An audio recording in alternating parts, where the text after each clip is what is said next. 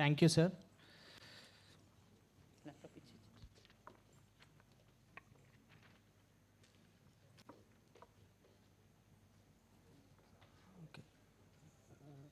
Now I welcome Dr. Madhusudan Babu sir to deliver the next session. I also invite Dr. Yamuna and Vijay Channa sir as chairpersons.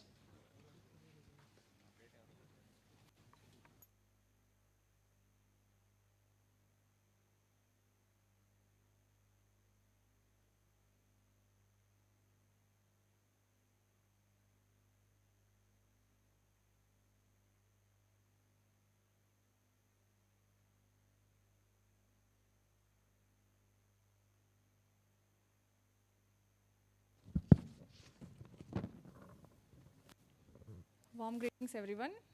Today I take this privilege to introduce Dr. Sudan Babu, sir, a distinguished neurologist and an academician. He completed his MBBS and MD in General Medicine from Sri Venkateswara University, Tirupati, and went on to pursue his DM in Neurology from GB Pant, Delhi.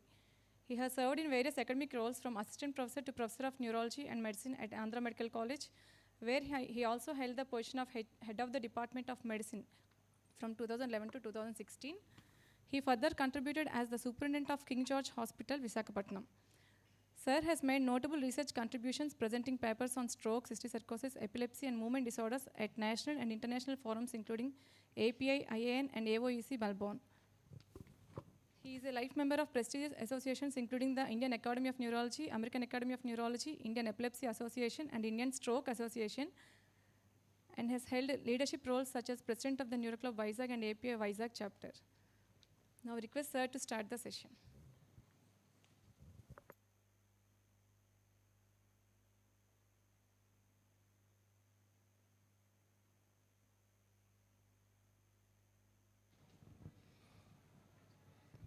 So good afternoon to all of you. And this topic is movement disorders other than Parkinson's disease. Because I thought this is less talked about subject, I want to introduce this subject to all of you so that it's easy to recognize them, and there are many treatable conditions which we can treat. Antena? Front and back, sir. Point.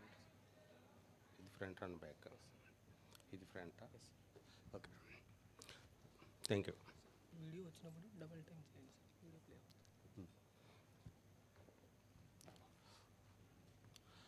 So in this, first we will talk about hyperkinetic movement disorders. Whatever the definitions given in for Korea, it's easy to remember. It's a quasi-purposive, non-repetitive movements, predominantly affecting the distal limb joints, distal limbs. Whereas athetosis is slow, sinuous, and writhing movements, again predominantly involving the distal joints.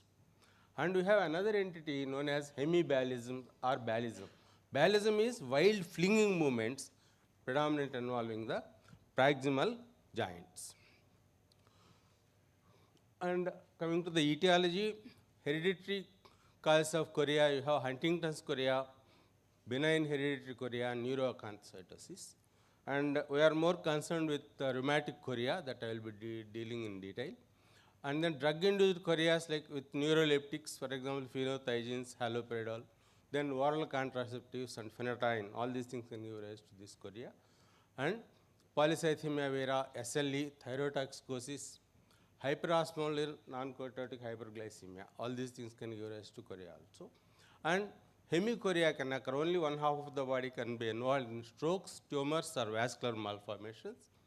And other conditions like Wilson's disease, trauma, and tumors, there chorea can come. Coming to the Sydenham's chorea. So sore throat by group A beta hemolytic streptococcus, all of us know that pretty well. And the latent period is 1 to 5 weeks after the throat infection for the rheumatic fever to come. So ARF generally affects the joints. All of you know the Jones criteria, both major and minor. I'm not going to details. It affects the joints, skin, connective tissue, heart, and brain. The age ranges from 5 to 15 years, and females are more affected male in the ratio of 1:2. Coming to pathophysiology, to superficially talk, it is molecular mimicry wherein antibodies are produced against group A beta hemolytic streptococci, and they cross-react with host antigens in susceptible individuals. To go more into details, the antibodies bind to lysoganglioside on the neuronal cell surface, where they are capable of triggering signaling cascade. These antibodies also recognize intracellular protein called tubulin. But these tubulin-specific antibodies are not found in patients with acute rheumatic fever who doesn't have this Sydenham's chorea. So if chorea is only, this tubulin-specific antibodies are found. Coming to the clinical features, it usually occurs 1 to 6 months after the acute rheumatic fever, may occur as an isolated feature of ARF. In the acute onset in most cases, irregular jerky movements, sometimes they bump into objects, increasing awkwardness when walking, and speech may be slurred, and darting tongue, that is Jack-in-box tongue, which they protrude the tongue out, and behavioral disturbances develop before chorea. And they also have psychiatric symptoms. Oh. You have not downloaded from the latest thing.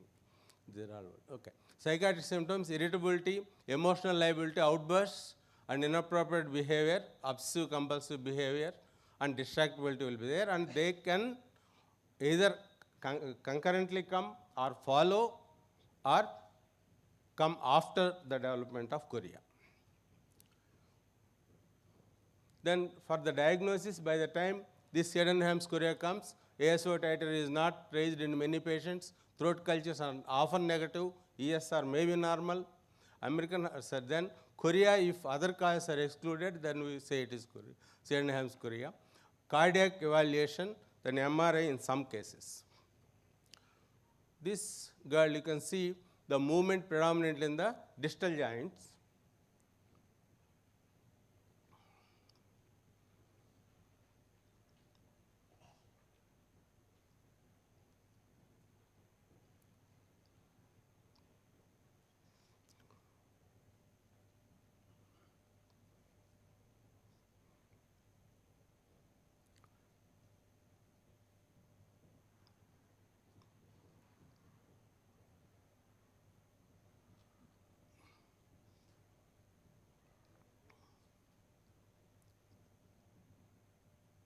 I try to make her stand up, and she is standing with support. Then I asked her to walk.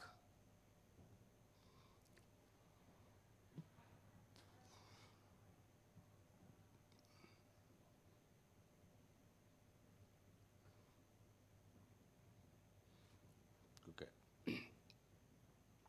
Then after she was treated accordingly, and after some time,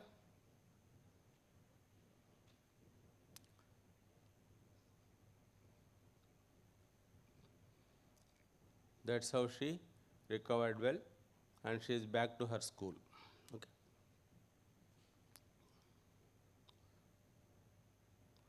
And sometimes there can be hemichorias, that's one half of the body affected. But here we have got a case where only the right lower limb is affected. He got a small lacunar infarct in the basal ganglion region, only right lower limb. Backgrounds and other things won't be good because it's all in government hospitals. All my videos are from KGH only.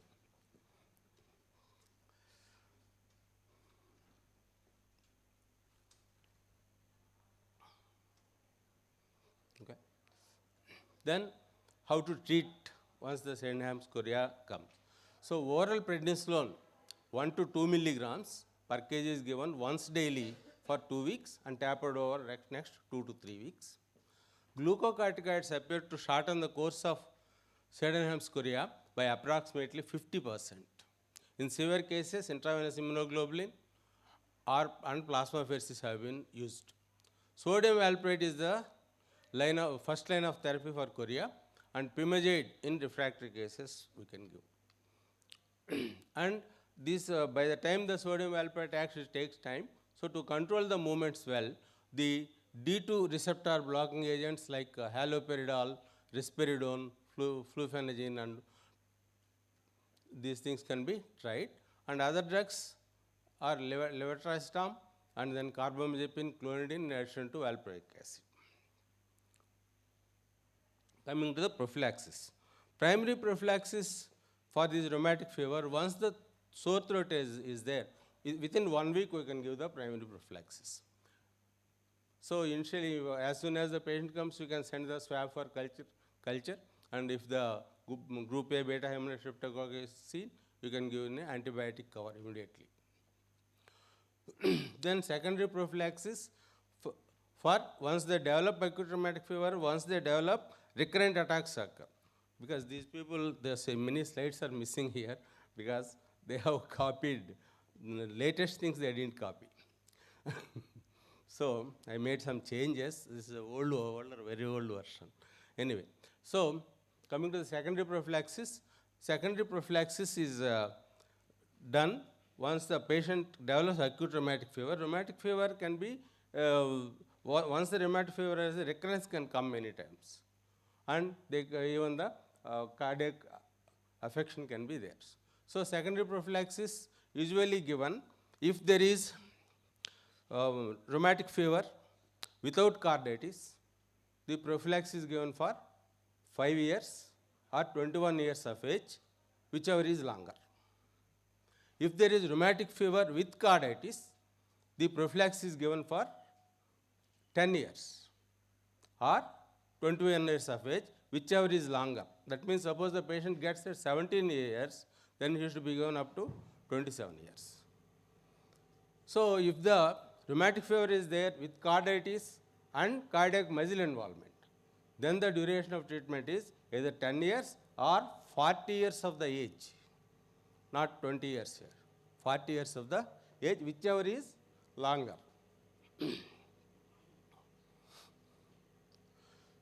Then Huntington's disease, I am not going into details of this. It is an autosomal dominant disorder where chorea associated with dementia and some extrapyramidal features. So age of onset is 35 to 50 years, and then patient presents with neurological or psychiatric feature both simultaneously. You can see the atrophy of the cardiac nucleus. Atrophy of the cardiac nucleus, it's dominant in this Huntington's disease. Then this chorea may respond to dopamine antagonist, either presynaptic or postsynaptic. Then akinetic rigid syndrome, anti-Parkinson and drugs are tried. Depression usually treated with the antidepressants. And natural course is it is progressive disease, death due to aspiration pneumonia or suffocation. Then chorea acanthocytosis, this is a very rare condition. It is an autosomal recessive disease characterized by the onset of young adulthood of chorea and or Parkinsonism. Orolingual dystonia tics are common. Actually, it's said that they eat away their own lips. And acanthocytes usually constitute 5 to 50% of the circulating red blood cells. Tremors, of course, I don't have many videos to show for these tremors. Tremors may be defined as a more or less regular rhythmic oscillatory movements of the body part due to alternate contraction of the antagonistic muscles. This is the classical definition for that. And it could be physiological tremor as you get in anxiety, tension, fears, etc. Or pathological tremors could be rest tremor as in Parkinson's disease, action tremor as you get in essential tremor, thyrotoxicosis, or alcoholic tremors. Movement tremor, usually cerebellar involvement or brainstem involvement, you get those typical tremor where there is past pointing, adaedocokinesis, all these things. Then orthostatic tremor, whenever they stand up, they get the tremor. And this I am not covering. Coming to the essential tremor, it is also described by James Parkinson's only in 1817. Prevalence of essential tremor above 6 years, 13 to 15 per 1000 population, and the gene localized to chromosome 3q of 13. Then essentially no other features of CNS disease is there. Can be infantile, juvenile, adult or senile. Common in early adulthood. Emotion, exercise, fatigue worsens it. First appears in the upper limb, then the eyelids, and next the head are to be affected. Then the DD is Parkinson's disease and cerebellar or brainstem lesions. And then this is a minimal functional disability, so there is no treatment. Lifestyle modification, decreased caffeine intake. Some people advise small quantity of alcohol for essential tremor, but please don't advise that because they will become chronically habituated to the alcohol and they become alcohol addicts ultimately. Coming to pharmacotherapy, we have 40 to 240 milligrams of propranolol, primidone 12.5 to 25 milligrams. These two drugs are very commonly used in treating essential tremor. And then others are lorazepam, clonazepam, etc. Nicardipine, nimodipine, and acetazolamide, gabapentin, all these drugs are given. And then Botox is given in some cases. Surgery, stereotactic thalamotomy, high frequency thalamic stimulation. They are altered when they are incapacitated and people are not able to manage without drugs. This will see, this is a Wilson's disease, is a treatable disorder. All of you must be in a position to recognize and treat this particular condition. It is a genetic disorder of copper metabolism, autosomal recessive, and then chromosome 13 is responsible for this. 0.5 to 1 per 1 lakh population is the prevalence. So, dietary copper intake is approximately 1 to 2 milligrams per day. The daily requirement of copper is approximately 0.75 milligrams. So, the rest of the copper is excreted through bile and then feces. Then 5 to 15% of the daily copper is excreted by the kidneys. Coming to pathophysiology, this gene ATP7B, mutations, this is a very important thing in this, and impairment in the copper transport due to ATP7B mutation result in excess copper accumulation within hepatocytes. So, once copper accumulates within the hepatocyte, then the metallothionein, it bounds to that and distributed evenly throughout the cytoplasm of the hepatocyte. Once the progressive copper accumulation occurs, this increases the capacity of the metallothionein and is exceeded and hepatocyte injury occurs. So, increased hepatic copper content combined with hepatocyte damage results in the release of copper into the blood. So, once the copper into the blood is released, it is bound to albumin or other small peptides. This leads to an elevation of the free or bioavailable serum copper concentration. This leads to deposition and subsequent toxicity in the brain and other tissues. So, that is the basic pathophysiology of this Wilson's disease. Coming to the clinical features, they present as acute or chronic hepatitis, history of jaundice in childhood, hepatosplenomegaly may be there, and hypersplenism, thrombocytopenia are seen. Then usual onset of the disease in the second decade, tremor of a limb or head is more common, then dysarthria, dysphagia, hoarseness, chorea occasional, and then they develop all features of extrapyramidal syndrome, like they have dysphagia, they have drooling of saliva, rigidity, slowness, then vacuous smile, then wing beating tremor, that is very classical for this Wilson's disease. Then KF ring, a characteristic feature of the Wilson's disease. This patient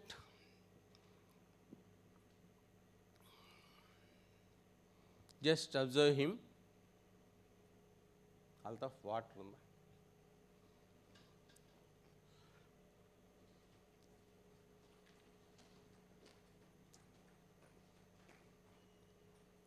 You can see the tremors,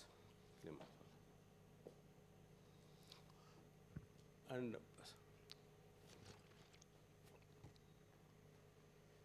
classical wing beating type of tremor.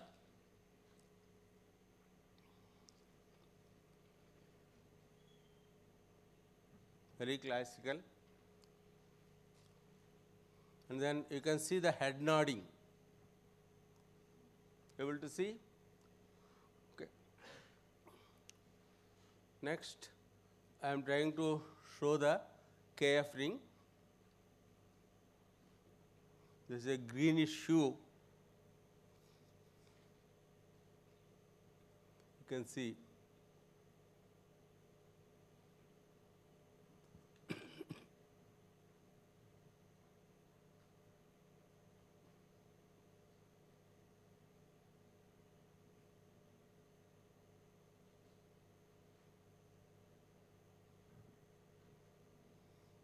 The typical KF ring.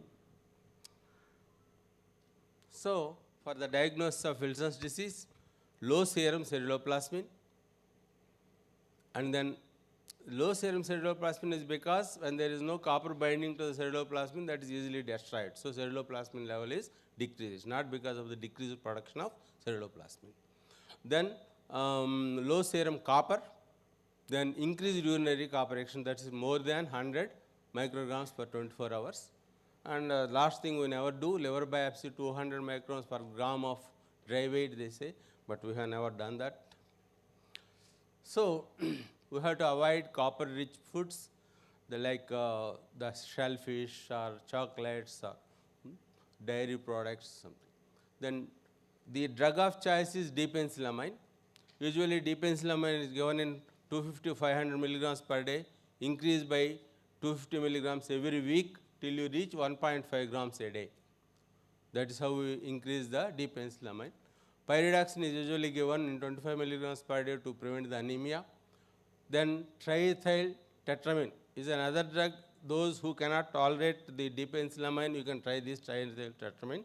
That is given in dose of 250 milligrams and increase every week by 250 milligrams till you reach 1 gram per day.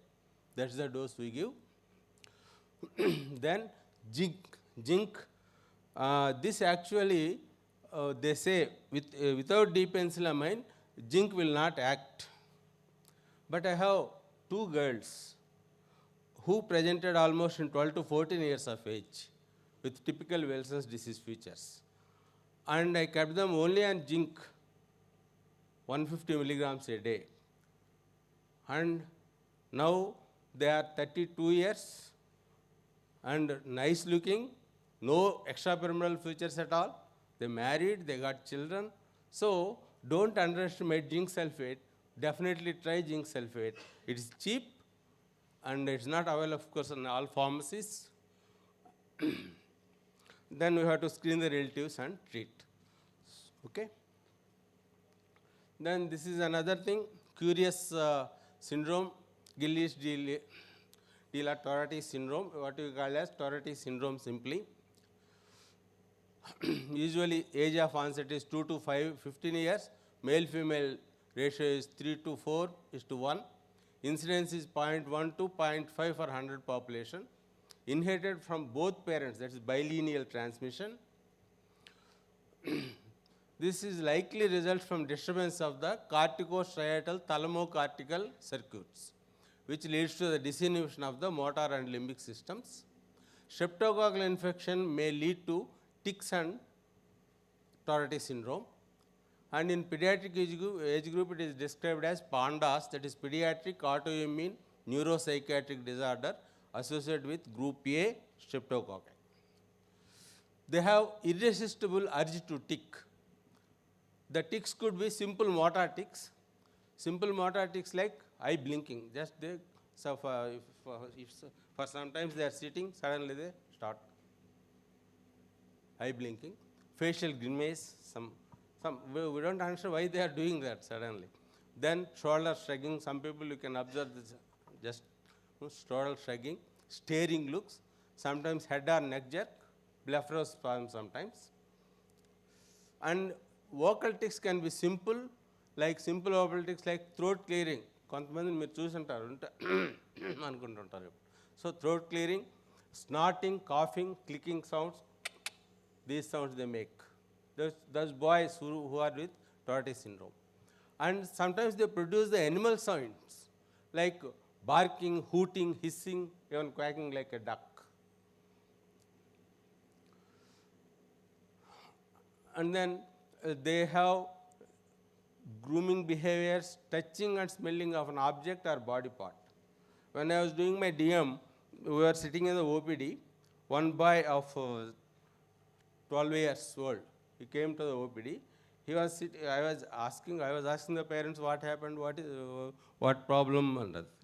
Suddenly the boy from the seat, he got up, went to the other side where one of my colleagues was sitting, and went and he touched him, and then came back. So until he goes and touches there, he is not, he is growing restless. So that's how the behavioral disturbances will be there. Then there can be palilalia or echolalia. And more worst thing about this is obscenity is describing sexual behavior with these children, and the compulsive utterance of the obscene words. They use these obscene words. Natural course of the Tourette syndrome is it occurs in clusters, symptoms wax and wane, decrease during sleep and reading, fatigue worsens it, frequency and severity diminishes adolescence or adulthood. It diminishes by adolescence or adulthood.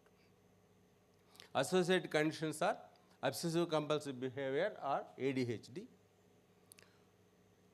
And then some diagnostic criteria is given, but presence of multiple motor tics with one or more vocal tics during the course. And then directly examined or videotaped. If you see them, then you can diagnose.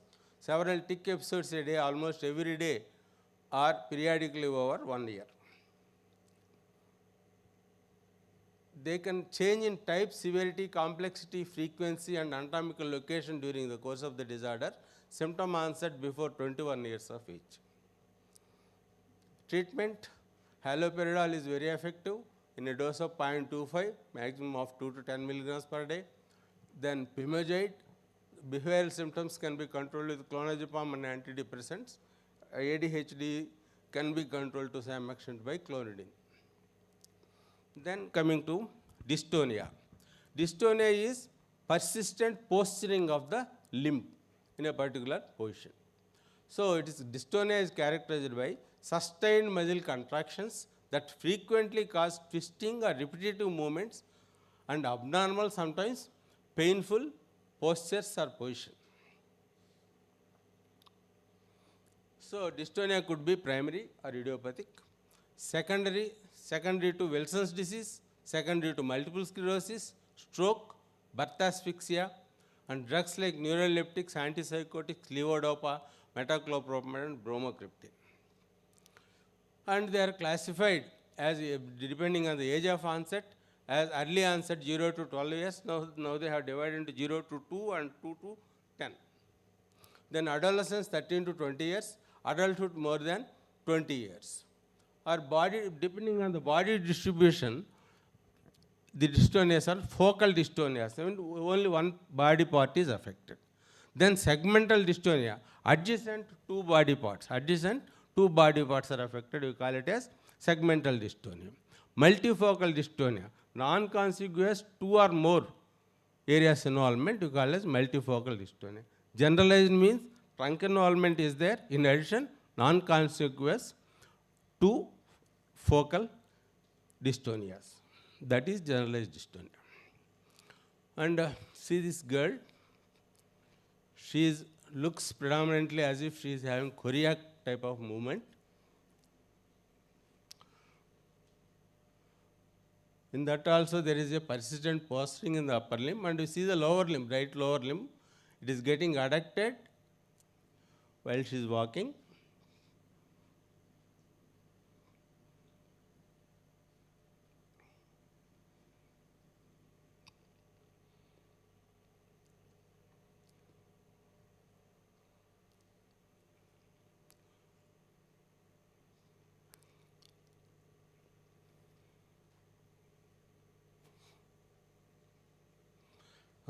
So this is actually a chorioathetosis case. Athetosis is nothing but associated dystonia.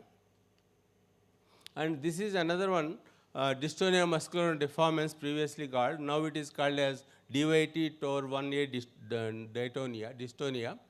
And it is also autosomal dominant disorder, MOP to chromosome 9, begins in childhood. Action dystonia of one limb initially, then progress to the whole body part, and patient is reduced to crawling. Later dystonia persists throughout. Maximum manifestations in 5 to 10 years. No weakness, spasticity, attacks or reflex changes, but that is sustained contractions. See this boy.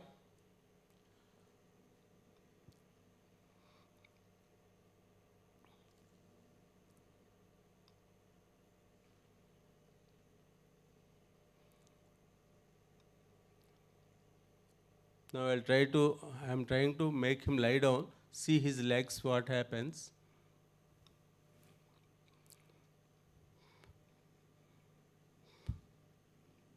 See how the legs are.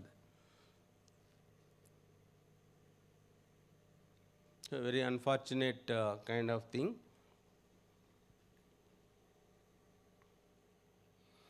So there is no positive test. Lab data is unremarkable. EMG definitely shows co-contraction of the muscles. And trihexyphenidyl is the drug usually given in very high doses, like 20 to more than 50 milligrams per day. They tolerate very high doses. And then baclofen, carbamazepine, benzodiazepines are tried. Trial of L-DOPA can be given like 250 by 25 doses, 4 doses a day can be given, and that is adequate to make an evaluation whether it is responding to that levodopa or not. Then coming to the other part, spasmodic torticollis. This is a cervical dystonia basically. The head pulls to one side, initially less frequent, then persistent, and progress over number of years. Transient remissions in 1/3. Sensory tricks like touching over the face or back of the neck sometimes relieves this. This is how the neck goes. Then the sedatives are not effective in this case. Muscle relaxants have no predictable effect. Antiparkinsonian drugs, no predictable effect. And only thing that is very effective is Botox. So Botox, it immediately responds within 2 weeks. Here you get the response. And then surgery, of course, peripheral division of 11th branches or anterior cervical rhizotomy C2 to 4 can prevent this. Then thalamotomy is also tried. Coming to the other common condition, we usually see blepharospasm. And blepharospasm is intermittent sustained closure of eyelids. Common in females, more than 50 years. Spasms may last 15 to 20 seconds. Persistent spasms can occur as the patient pulls eyes open. Sensory tricks, sometimes when they get this blepharospasm, sometimes singing, humming, laughing, talking, etc. may relieve the blepharospasm. And no family history, aggravated by bright light, wind, and stress, watching TV, relieved by sleep. And see this woman, she is trying to open the eyes, but forcibly they close down. So I asked her whether she is able to walk, and she says some difficulty because suddenly she closes the eyes. అంటే post prandial sleep లాగా కాదు. This is another woman, and she has bilateral hemifacial spasm. Actually, she is on Botox. For the 3rd dose, she has come to me.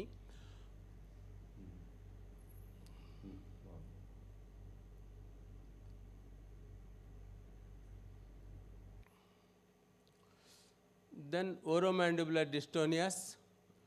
This also one video is missing. I uploaded one video, that is gone. The dysphonia. Anyway, oromandibular dystonia, dystonic spasms affecting the jaw, mandible, lower face, and tongue protrusion, dysarthria, bruxism, you can come. Aggravating factors are by talking, chewing, and biting, and relieved by sometimes by sensory tricks like putting chewing gum or toothpick in the mouth, applying pressure beneath the chin. They have some sensory tricks. Laryngeal dystonia, the video somehow it is not uploaded. So we'll come to the writer's cramp. The muscles of the writer's cramp is the ones that start writing, then the hand goes into a form of dystonia, and even the pen falls down. You can see this. This is how the dystonia occurs on the pen. They cannot write. Then you have task-specific dystonias like musicians, pianists, etc. Typists, they cannot type, but they can do everything with the hands. Similarly, pianists, they cannot play piano, but they can play the other instruments or writing, typing, anything they can do. So the bread earning things like whatever is their job, that they will not be able to do. They are called task-specific dystonias. Then you have one award about DOPA responsive dystonia, that is Sagawa disease. It's autosomal dominant. 6 years, 1 to 12 years is the age range. Females are more affected than the males. And curious abnormality of the gait. Standing or walking often induces accentuated lumbar lordosis, postural instability and tendency to fall, marked diurnal variation, universal response to low dose L-DOPA, and anticholinergics may also be effective. So now I will come to the final slides. Drug-induced movement disorders. These are drugs which usually produce these drug-induced movement disorders are antipsychotics, metoclopropamide, flunarizine, sineregine. And once when I was in a night duty as assistant professor of medicine, one girl came at 12:30 a.m. She came in this situation with eyes stood up like that, and then open mouth, tongue out, hands like in the tonic phase. And the parents were so much worried. What exactly happened is she had some vomiting. She was given a metoclopropamide injection. We have given simple Phenergan injection and anticholinergics. By morning, she was okay, and she went home. So, neurological effects are acute dystonic reactions, oculogyric crisis, acute akathisia, drug-induced Parkinsonism, neuroleptic malignancy. These are all the drug-induced movement disorders. Now you see this man, he was on antipsychotics. See the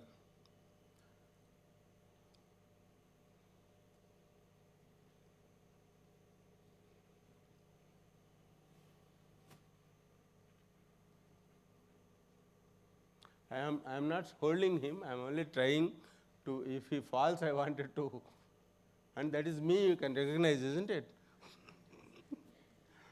And that is the pager times. Now, then there were no cell phones.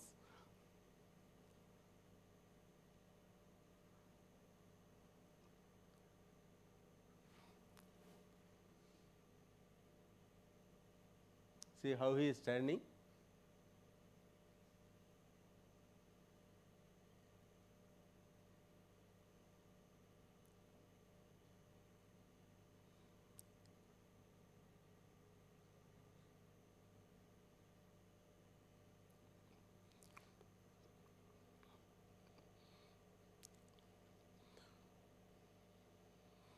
Now, after we have discontinued the aggravating agents, then given treatment, and then see how he has become.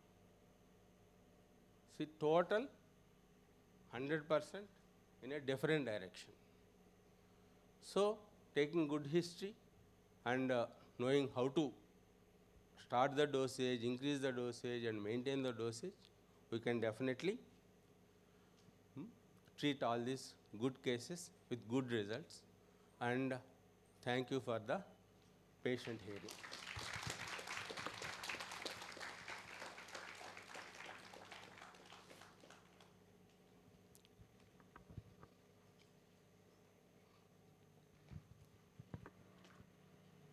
Thank you, sir.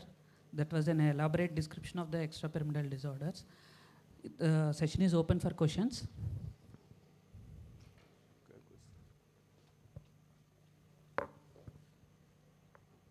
Dr. Vijay would have given a good background. I was not able to give good background to those pictures.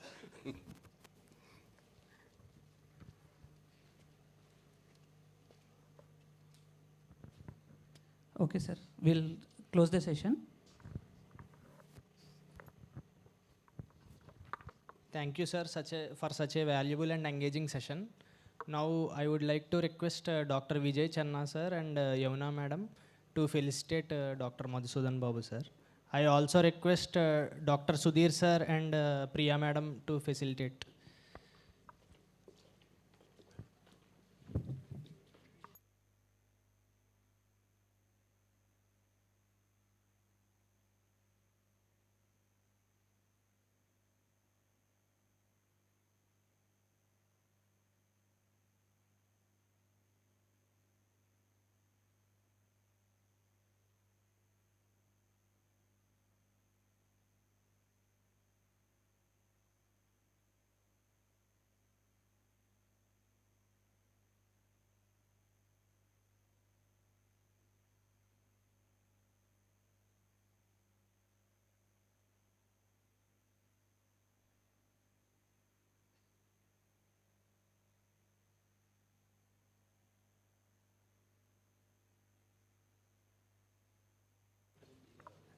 Thank you, sirs and ma'ams.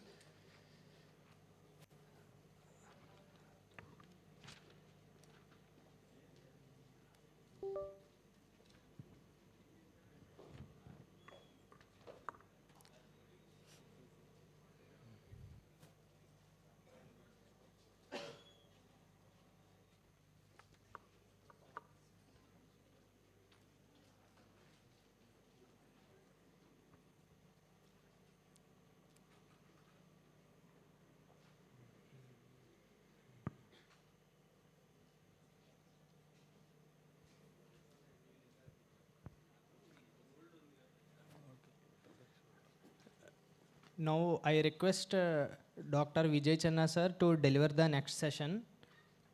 I also invite Dr. Sudhir, sir, and Sridhar, sir, as chairpersons.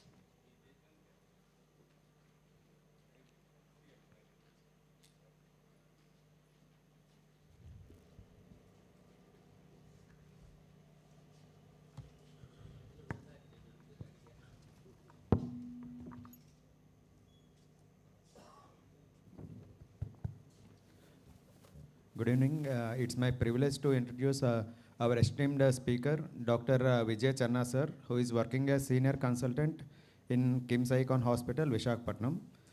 Vijay sir has completed his DM from prestigious institute, Nizam Institute of Medical Sciences, Hyderabad in 2017. Earlier, he has done his MD General Medicine from Rangaraya Medical College, Kakinada, and MBBS from Andhra Medical College, Visakhapatnam. He had many articles which were published in national journals. Introduction, honored to welcome Dr. Vijay sir to share his insight on the topic of headache. Thank you, sir. Thank you. At this outset, I thank Department of General Medicine GEMS to giving this opportunity to speak on the topic of headache. So, headache is pain. So, I think most of us, being medical graduates, face this problem regularly. But in spite of this, we need to treat our patients. So, we need to know when to investigate these patients. So, for investigating these patients, we'll just go on with these things, prevalence first. So, as we know, headaches, it can be either primary headaches or secondary headaches. So, primary headaches are those headaches where there is no particular etiology there causing the headache. In secondary headaches, there will be some incidents, findings in the brain which is causing the headaches. So, if you see the prevalence, most of the primary headaches are of tension type headaches, 78%, migraine 16%, cluster 0.3%. The secondary headaches, common causes like fasting, sinus diseases, head trauma, non-vascular intracranial disease, vascular intracranial disease. WHO has given one ranking where headache, especially migraine, stands around the 19th disorder. So headache, all we know that the brain is a painless structure because we see so many stroke patients, ischemic stroke patients, where we see that there is a large malignant MCA infarct, but still they don't complain headache. So what is causing pain? The pain is because not of the brain parenchyma, it is because of the structure surrounding it. The scalp and its blood supply, the dura, the venous sinuses, the large arteries, and the pain-sensitive fibers of the cranial nerves, the trigeminal, glossopharyngeal, and the vagus nerves, and also the head and neck muscles. These are the pain-sensitive structures which are causing the headache. So coming to the mechanisms, there are so many mechanisms proposed for headache. As we know that the pain-sensitive structures are the one which is causing the headache, but in primary headache, these are not the causes. In the primary headache, there are certain mechanisms like peripheral mechanisms, central mechanisms, which will cause inflammations. The brainstem structures are involved, like thalamus, hypothalamus, even the brainstem nuclei, and all these through a trigeminal-vesicular vascular system, they interact with different brain hormones we call like serotonin, calcitonin, gene-related peptides. So these are all the things which will cause the primary headaches. So coming to some salient features, although headache in the primary care setting is of a benign cause, and it is usually the primary headache disorder which is commonly observed for us, these headaches can be determined by taking a detailed history, performing a targeted examination, and without need of a special investigations. Neuroimaging in general is not required for all patients with normal neurological examinations, and if there are no warning signs called red flags. Neuroimaging can identify incidental unrelated neurological abnormalities which can heighten the patient's anxiety and lead to practical and ethical dilemmas. So with these some salient features, we'll go into the depth of the topic. So why is it so important? There are so many unmet needs. Everyone in these busy OPDs, most of our OPD, around 50 to 60%, they contain headaches as their complaint. So one review from a hospital where 500 hospital attendees with a headache, they found that 21% were not given opportunity to ask questions or discuss their concerns. 39% their condition is not fully explained to them. 35% they felt disappointed. 11% they left the consultation room very angry. Why is this happening? This is because sometimes the headache mechanisms are poorly understood. Their symptoms are not clear. Sometimes they are very subjective and they are very intermittent. Their follow-ups will not be there. And the degree of stigmatization due to association with depression, psychological problems like anxiety and depression, and sometimes poor training in the headache medicine. So these can cause headaches of the patients to be not completely cured and not being able to be explained to them. So brief introduction about types of headaches. As we told, there are two types, primary and secondary. So the primary, most common we face in our clinics is tension type headache. The next is migraine headache. The other is trigeminal autonomic cephalgias or cluster headaches. So the characteristics of migraine headache is that you should have at least one of the main following, like nausea, vomiting, photophobia, and phonophobia. And two or more of the other four features, where the common thing is, important thing is, they are unilateral in location, pulsatile pain, moderate to severe intensity, and these are exacerbated by activity. The difference between migraine and tension type is that in tension type, there may not be nausea associated, and either photophobia or phonophobia is sufficient. And the other symptoms like pericranial tenderness may or may not be present in tension type. Migraine, you can have aura or without aura. And migraine, they last for 4 to 72 hours, and the tension type can last up to 7 days. The frequency can be 10 attacks in a lifetime or 5 attacks in migraine. So the chronic is when they have more than 15 days of headache in a month, then it is called as migraine headache. As compared to these two, the trigeminal autonomic cephalgias are also unilateral, or sometimes it can be on both. They have severe orbital, supraorbital, or temporal pain, and one of the following. In that, the main common thing is lacrimation or a conjunctival erythema. The forehead or facial diaphoresis and upper eyelid ptosis. Here it lasts very few minutes, like 15 minutes, and sometimes can last up to 3 hours. At least 5 attacks in a lifetime will qualify for trigeminal autonomic cephalgias. So, coming to secondary headaches, what all can cause these secondary headaches?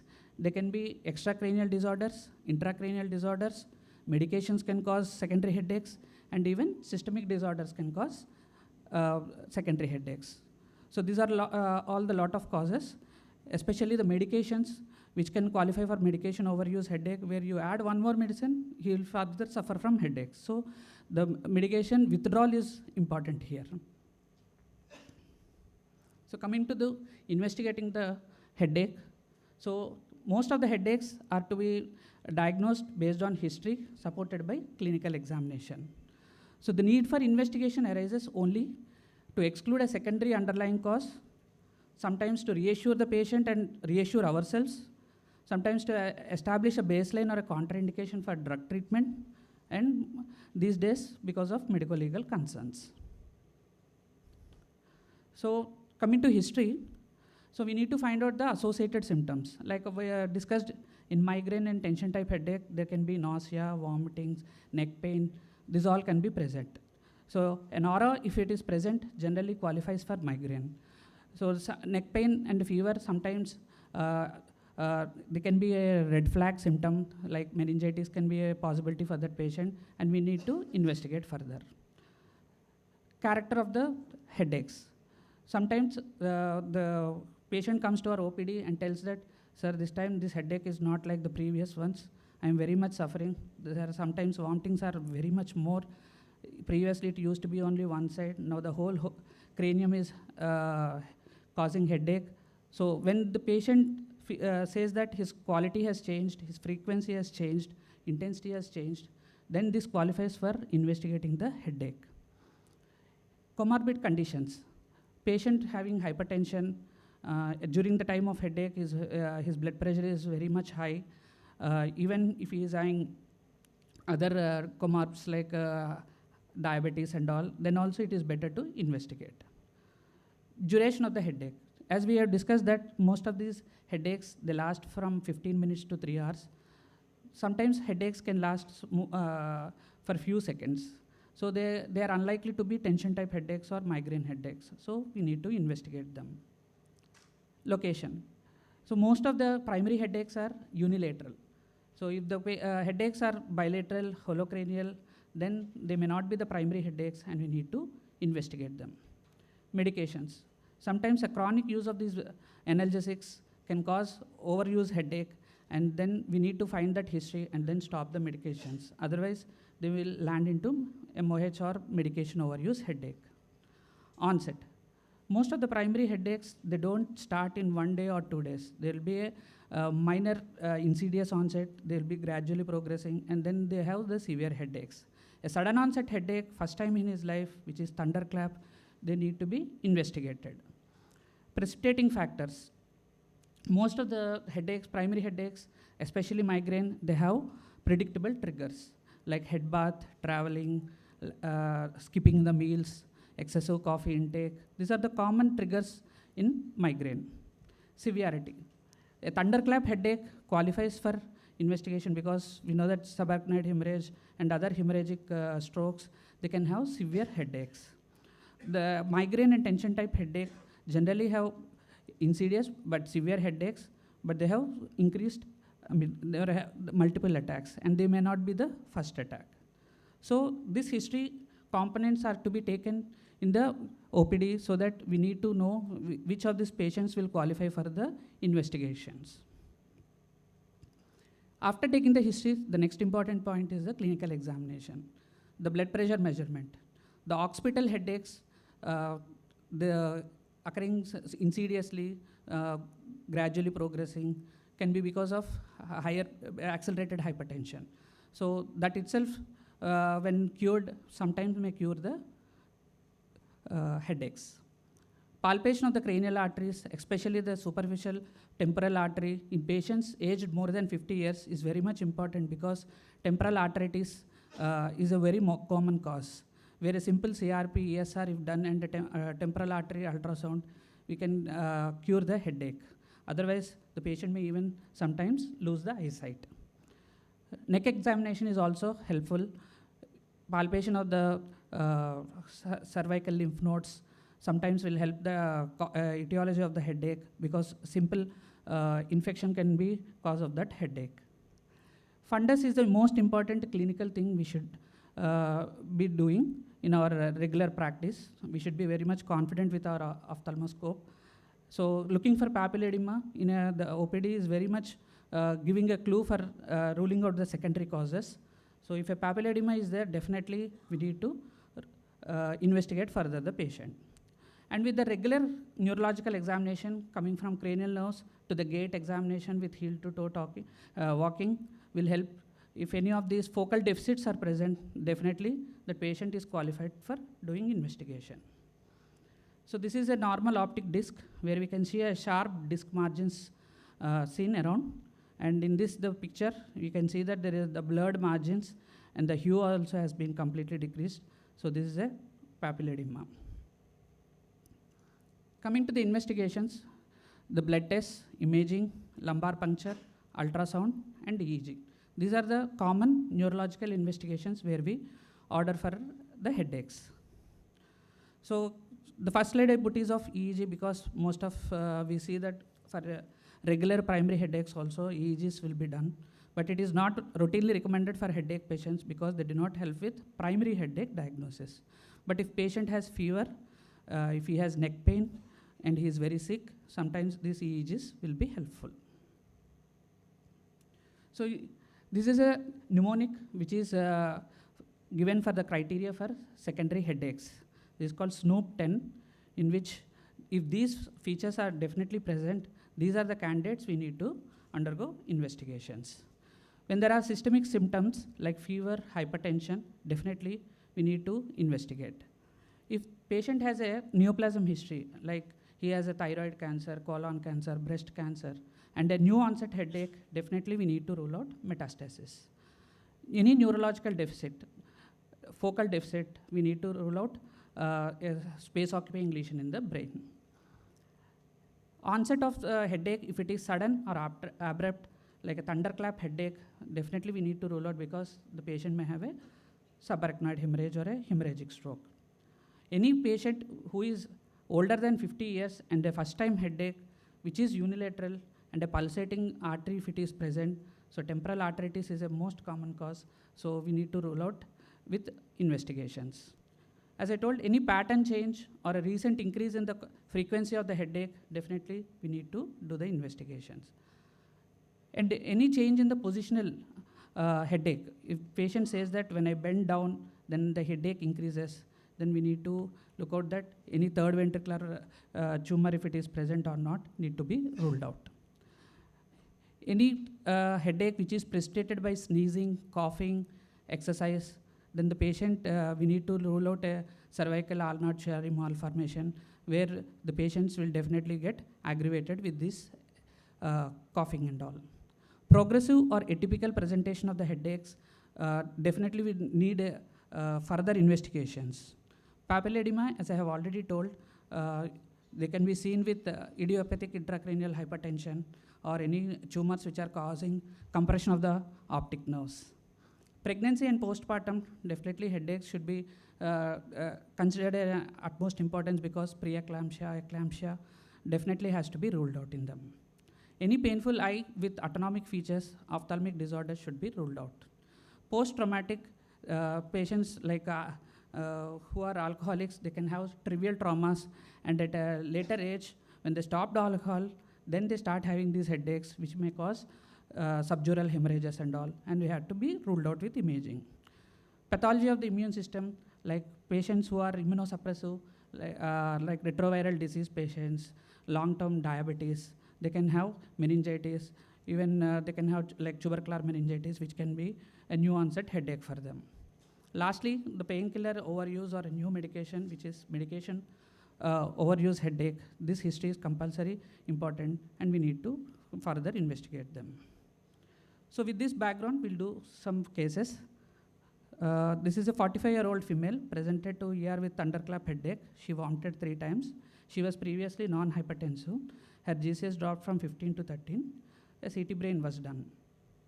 So in this representative CT, we can see that there is a hyperdense region in the sylvian fissure and also in all the ventricles. There is a mild dilatation of the temporal horn of the right ventricle. So this is a subarachnoid hemorrhage. We have done a DSA for the patient, and the patient had a left MCA bifurcation aneurysm. This is patient underwent coiling, and patient was fine after 1 week of the admission. So the most common cause of SAH is trauma, but 85% of non-traumatic SAH is because of ruptured aneurysm. The best screening tool is non-enhancing CT brain. Angio can also be done to rule out aneurysm in the same sitting, but DSA is the gold standard. Second patient, she is a female 27-year-old, presented with headache, 3 days, associated with vomiting, blurring of vision since morning, and a CT was done. So here we can see there is a, near the superior sagittal sinus, we can see a hyperdense lesion. This is called dense clot sign. And the same patient, when the contrast was given, there is a partial filling, which is called empty delta sign, which is due to the thrombosis of the superior sagittal sinus. So same is confirmed with MR venogram. There is a signal loss in the anterior part of the superior sagittal sinus, reflecting the thrombosis with occlusion. So this patient was treated with anticoagulants. She didn't have any raised ICP or deficits. She improved. So we went back with what is the cause for this. Recently she had DUB, and the gynecologist has prescribed OC pills. She was on OC pills for 2 months, and later on she developed headache. So the medication is the cause for this. Her other workup, thrombocheck profile and all were negative. So third patient, she is a 24-year-old female. She also presented with sudden onset severe headache. There were no previous comorbidities. So a CT was done initially. We can see a faint hyperdense mass-like lesion in the right frontal lobe. So MRI was done with contrast. So the contrast after the administration, we can see a patchy enhancement of multiple areas of the right frontal lobe, depicting a AVM. So we have done an MR angiogram and also a DSA. So MR angiogram, we can see that there is a watershed area. In the watershed area, the anterior cerebral artery and the middle cerebral artery, there is a flow being seen. And in the DSA, is the same is confirmed. And there is a drainage into the superior sagittal sinus above and into the right thalamostriate vein into the deep venous system into the internal cerebral vein. So this was taken for intervention, and after the intervention, patient is doing fine. Next patient, she is a 22-year-old female, presented with headache of severe intensity and 2 episodes of vomiting. The day before, she had fallen from a bike where there was a small period of LOC, a lucid interval was there. After that, she was fine. There was no ear, nose, throat bleed or reeling sensation or headache. But the day following, she had these symptoms. On arrival to ER, she was conscious but irritable. A CT was done. We can see a lens-shaped hyperdense area in the right region, right frontoparietal region. This is extradural hemorrhage. She was admitted, she was conservatively managed, and patient gradually improved. So all these, if you can see here, all the 4 patients, they presented with acute onset of headaches. They were not previously any other features of headaches, and they had associated history findings and also clinical examination findings. So imaging is definitely important for them, and we were able to treat appropriately. So coming to some best practices in neurology, these are from American College of Radiology. They say that do not perform imaging for uncomplicated headache. American Headache Society also tells that do not perform neuroimaging studies in patients with stable headaches that meet criteria for migraine. They also say that do not perform CT imaging for headache when MRI imaging is available except in emergency settings. And AAN says that do not perform EEG for headaches. So these are, they are holds good on paper, but in clinical examination, it is the doctor and the patient who has to decide. So when the patient is not happy with his headache medications and his headache severity has not come down, it is better to reassure with an investigation rather than reassuring these days. So in short, when we come to evaluation of the headache, a patient with reporting a new headache with a concern for acute thunderclap, fever present, meningeal irritation present, or papilledema, or any focal neurological examination or acute glaucoma, immediately send to an emergency, get him admitted, do an imaging and treat appropriately. If that is not present, then possible, if age is more than 50 years, rule out temporal arteritis. If there is papilledema but other normal neurological examinations with no related systemic illnesses, then in the OPD itself, do an imaging and follow up. If that is not the cause, but still nausea, vomiting, there is light or sound sensitivity, the criteria of migraine is fitting, then treat it as migraine. If it is not classical symptoms of migraine, there is no aura, there is no nausea, but only one finding of photophobia or phonophobia is there, maybe you can treat it as tension type headache. But if it is frequent, severe, brief, unilateral, with ipsilateral cranial or parasympathetic autonomic features, then treat it like a trigeminal autonomic cephalgia. If it is not that condition, need to keep him under follow-up, do an imaging and other investigations as appropriate. So as a primary migraine, as we have seen all these gadgets, these are the one which aggravates our headaches, so we need to be careful. Thank you. When a patient of headache comes to a treating physician, if it is not properly investigated or properly understood by the physician, and the next treating physician will have a headache. So, what Dr. Vijay has elaborately and simplified way told us, the clinical examination is very important and all the best practices in neurology have to be followed, and then we can manage the headache very well and the treating physician will never have a headache later. So such is the importance of a common symptom, headache, that is faced by, that is treated by every doctor. The specialists or a non-specialist, everyone will have this problem to manage in their clinics. So I congratulate and appreciate the way he has presented. Dr. Vijay has presented in a very simplified manner, understandable manner, interesting manner. Thank you so much, Dr. Vijay. Thank you, for enlightening our students.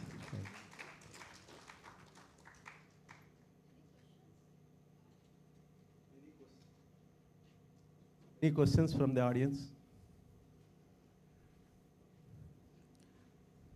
Just to add one, any primary care physician need to ask the patient to be under follow-up. But if you are a secondary care physician, that means you are in a tertiary care center and he has been referred to you, even though you feel that it is like a migraine headache, better investigate. Sir, for every elderly patient, we have to investigate or not, sir? Amazing. Elderly patient, if Means, comorbidities are there, yes, definitely, and if it is the first symptom and it is bothersome for him, definitely investigate. Although we have that problem of incidental findings in these old patients, but it is better to investigate.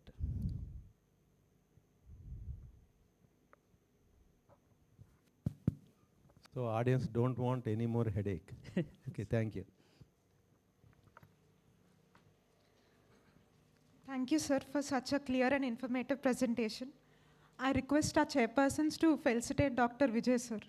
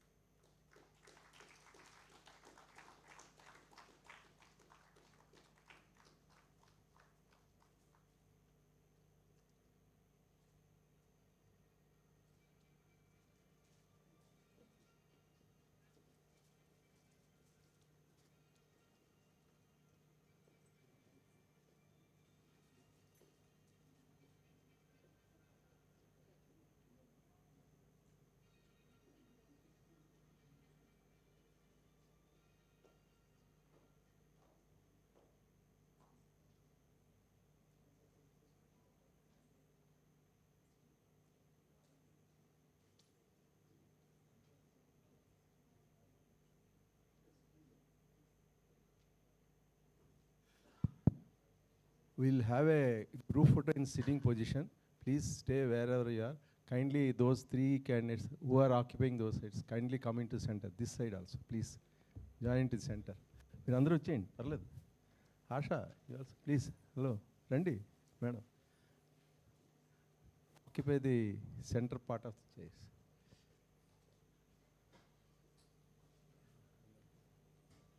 ఈ front రోలోకి వచ్చేసి front రో madam, మీరు ఫ్రంట్లో కూర్చోండి. Front ఇక్కడికి రావాలి మీరు అందరూ, ఇక్కడ కూర్చోండి. ఆశ, మీరు అందరూ ఇటు కూర్చోండి. ఇది ఫ్రంట్ రో ఖాళీ ఉండకూడదు. బయట ఎవరు ఉన్నారా? ఇంకా బయట ఎవరు ఉన్నారా? అవును,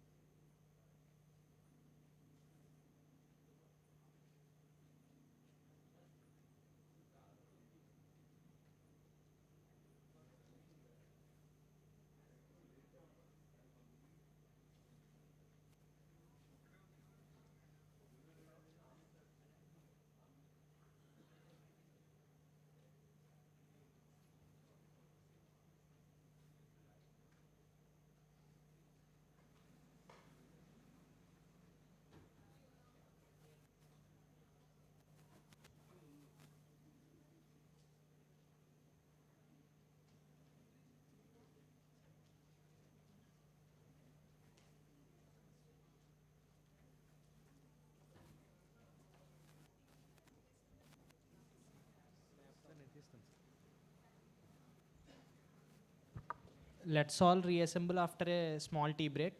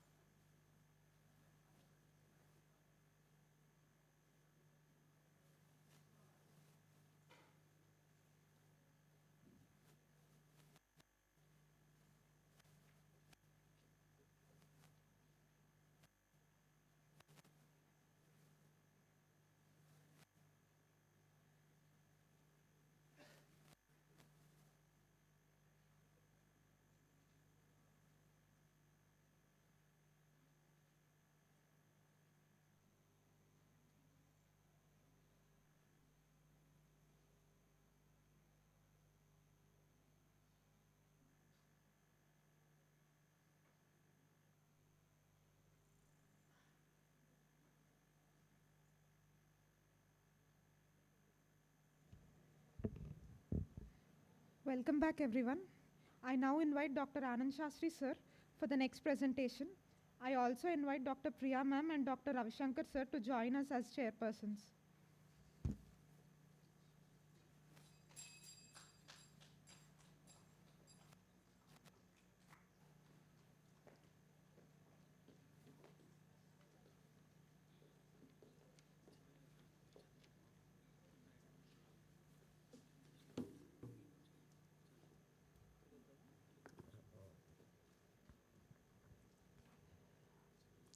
Good evening, everybody.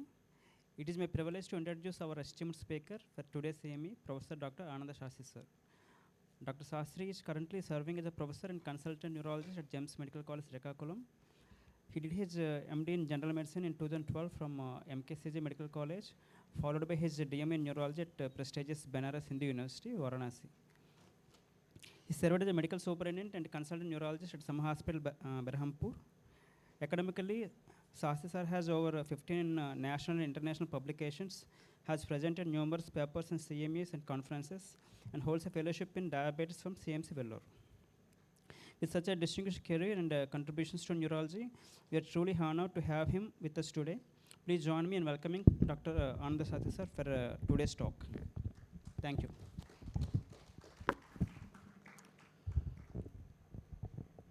Thank you for introduction. So, respected honorable guests, I think there is no guest now, anyway. And organizer, the main organizer, the backbone of organizer, Priya ma'am, Ravi Shankar sir, and some few consultants who are I am able to see, and my dear students. I'm feeling as if I'm taking a class because I don't know anyone or any students out of GEMS. Raise your hand. So everybody is from GEMS only. So okay. So I will be delivering a speech on spectrum of demyelinating peripheral neuropathies. So today morning, in the first half, Dr. Buchiraju sir has very nicely explained the central demyelinating disorders. I am here to explain the peripheral demyelinating disorders. So peripheral demyelinating neuropathies, there has been a tremendous change in the clinical feature, diagnosis, and how to approach by the electrodiagnostic study, treatment, prognostic scores, scoring systems, everything has been changed, and some new categories like nodopathies, paranodopathies has been added. So I think last 5 years we are seeing a great change in the spectrum of peripheral neuropathies. So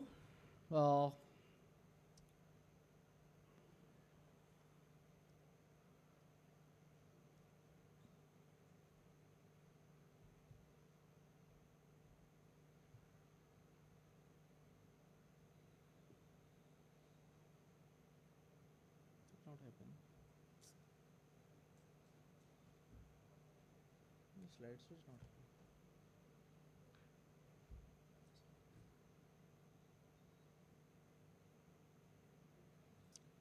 It's like this only. Okay.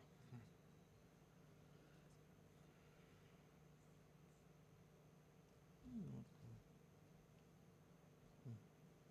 Beginning. So I will be presenting my topic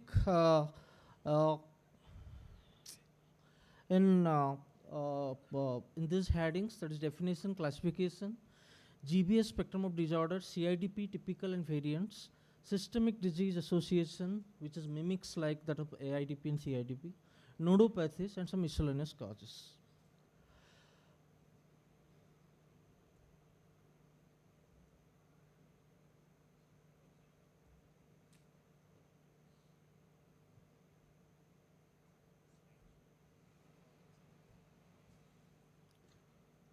So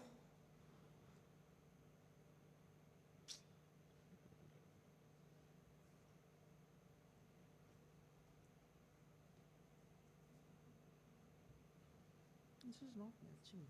It's not correlated.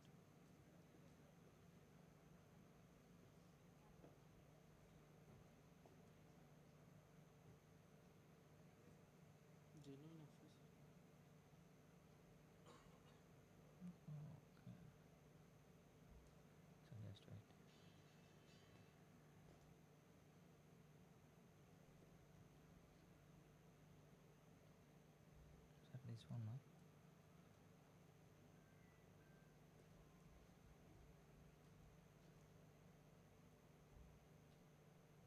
So now. So these are the outlines. So let me start with what do we mean by basically, what do you mean by demyelination? So demyelination, you know, our nervous system is having a very fascinating covering around its axon, that is myelin sheath.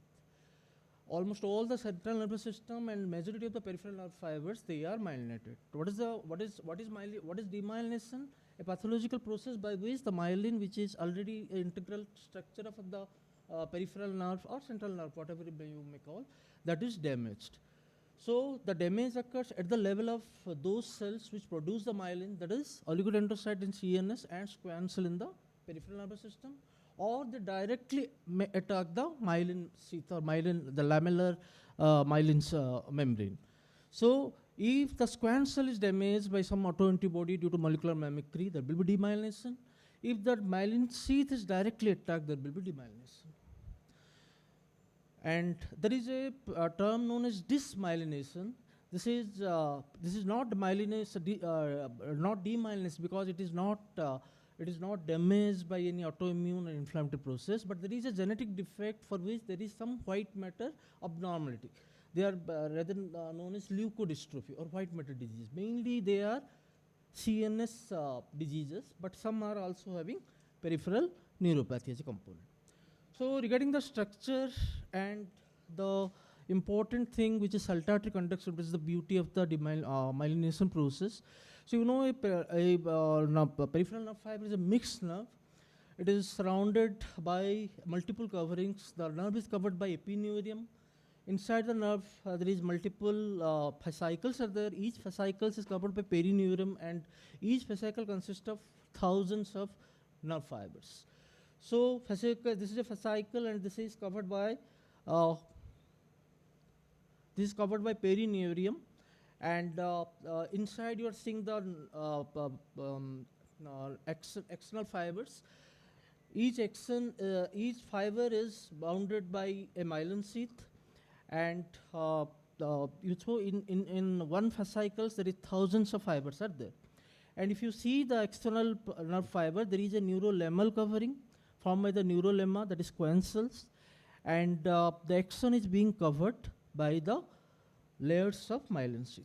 So the damage may occur in the cell body which is producing myelin, that is squamous cell, or directly in the lamellar myelin membrane. This is the beauty of saltatory conduction. If you see unmyelinated fibers, it takes multiple steps to go a certain distance, whereas in a fiber which is myelinated, it jumps like whatever you may call Spider-Man or Superman. It jumps like, and the same distance is covered within a fraction of the time taken by the unmyelinated fibers. So coming to classification, central demyelinating diseases already beautifully explained. So coming to peripheral demyelinating disorder, so they are classified basically into inflammatory, paraproteinemic. There are some hereditary and toxic demyelinations there. Inflammatory demyelinating diseases constitute majority of the peripheral demyelinating neuropathies. Paraproteinemic demyelinating diseases, they mimic like that of inflammatory demyelinating neuropathy. That means they are having typical clinical and electrophysiological characteristic of a demyelinating disorder, but they are not idiopathic CIDP. They are otherwise known as secondary CIDP. So the clinical feature, somewhat clinical feature varies and treatment varies. So that is why before diagnosing idiopathic CIDP, you have to exclude a lot of causes. I will come to that. In hereditary demyelinating neuropathy, peripheral neuropathies, there are some diseases, Charcot-Marie-Tooth disease, CMT type 1, type 3, and X, CMT-X, and another is HNPP, that is hereditary neuropathy liable to pressure palsy. All these are demyelinating disorders. There are some infectious causes which also causes demyelination, like diphtheria, and some drugs like tacrolimus, gold, procainamide, they also cause demyelination, mimic like that of CIDP. Coming to the GBS spectrum disorder, the first and foremost which is the prototype which produces with acute onset of weakness along multiple nerves, at least more than one limb, along which is associated with progression and reflexes. There is hyperreflexia as a major component, and the very important point is proximal and distal muscles are equally involved. At least proximal should be equal to distal, or proximal should be more than distal. Proximal should never be less than distal. So this is the typical feature of a demyelinating polyneuropathy. That is why it is known as length dependent. Length dependent, like diabetic neuropathy, they usually present with globe and stroking sensory loss, distal predominant weakness, but this is the non-length dependent. That is why there is sural sparing may be a feature, and there is proximal more than distal muscle involvement. This is the common feature of all demyelinating, whether it is AIDP or CIDP. There are exceptions are there, depending on it is known as variants. So old concept is GBS is only one disease which presents with acute onset of ascending symmetrical proximal more than distal quadriparesis, along with cranial palsy, along with autonomic features, preceded by some infections in more than 70% of cases, associated with autonomic features, etc., etc., etc. But now the new concept is the GBS is not there. There is a GBS spectrum of disorder. GBS spectrum of disorder which may differ not only electrophysiologically but also in clinical feature, in symmetry, in process at ascent or descent, whether it is proximal or distal, whether it involves limbs or only involves cranial face. So variety of GBS disorders has been found out. The new concept is GBS spectrum disorder, which consists of all of this. The pathogenesis of GBS still remains an issue because we are not able to the typical GBS, which is the motor sensory GBS, that is the AIDP, acute inflammatory demyelinating neuropathy. There is a prototype. Still, we are yet to derive what is the antigen against which the antibody formation happens, and what is the molecular mimicry which is responsible for the AIDP. Rather than other variants like AMAN, ASMAN, AMSAN, there is a good evidence that there is a typical antibody which is responsible for the disease. So, but definitely a lot of evidence is suggesting that since it is preceded by some infections or vaccination, or in some cases there is even some drugs which may cause demyelinations. So nowadays, the most common infections were GI infections like Campylobacter jejuni, respiratory infections like mycoplasma. Most common respiratory infection causative agent is mycoplasma. Most common GI causative agent is Campylobacter jejuni. Other viruses like cytomegalo, Epstein-Barr, nowadays COVID-19 has produced a lot of GBS-like symptoms. Nowadays even malaria, scrub typhus, dengue, chikungunya, everything may present with features like GBS. Just now in morning sir told scrub, dengue, everything may present like encephalitis. Same thing, the infections may present with GBS-like feature. And vaccination against flu, rabies also responsible. There are two pathophysiological forms. Initially, it was thought that all are demyelinating, but now a lot of axonal forms has been discovered, mainly in the Asian people. In India, the most common is the axonal form. So there are two pathophysiological demyelinating form and axonal form. Pathophysiology from the demyelination is, as I told you, the myelin sheath, which covers the actions. It is having some unidentified antigen which is still yet to discover. And when there is an infection, there is a molecular mimicry which gets attached with these antigens, and there is activation of the complements leading to activation of macrophage activation complex, which destroys the myelin sheath. So the myelin sheath is lost, macrophage eats the residue, so there is scavenging is there, so only the axon is left. But what is the beauty? Still the squamous cell is normal, still the cell body is normal, so remyelination is the rule. That is why 95% of the AIDP patients, they usually recover with very less disability or no disability. This is the beauty of GBS, especially AIDP. but it is not true for the axonal variant. Axonal variant is having two types of pathogenesis. One is it produces severe axonal damage. The autoantibodies are directly produced towards the antigens which are present in the axons, like most importantly ganglioside. Ganglioside is a, ganglioside, what is ganglioside? Ganglioside is a glycosphingolipid. It's a ceramide which is attached to a glycolipid component. Must have read in biochemistry. There are different types, M, D, T, Q, depending on whether mono, di, tri, or Q, quadri. So there are 1, 2, 3, 4 sialic acid residues. The number of sialic acid residues determines whether it is GM, mono, GD, di, GT, tri, or GQ, quadra. So all these forms are present in the axons, but at different sites. For example, GQ, it is mainly present in the oculomotor nerve terminals, or in the sensory nerve endings, which muscle spindles, or also in the reticular activation system, which is the causative agent of both Miller-Fisher and Beckett's steps encephalitis. Whereas GM1, GD1, it is present in the axons, which is the causative agent of the diseases like Aman and Amston. So there are two types of pathogenesis there. One is typical axonal injury, along with the activation of both, AIDP and GBA spectrum and CIDP. In both of them, both the humoral and cell-mediated immunity takes place. Autoantibody does not mean that the cell-mediated antibody does not play any role. There is definite and very significant role which is played by also by cell-mediated immunity. So there is, so what is the happens? Usually there are two types of pathogenesis. One pathogen is known as reversible conduction failure. What is reversible conduction failure? Here the antigen, the target antigen is at the nodes itself.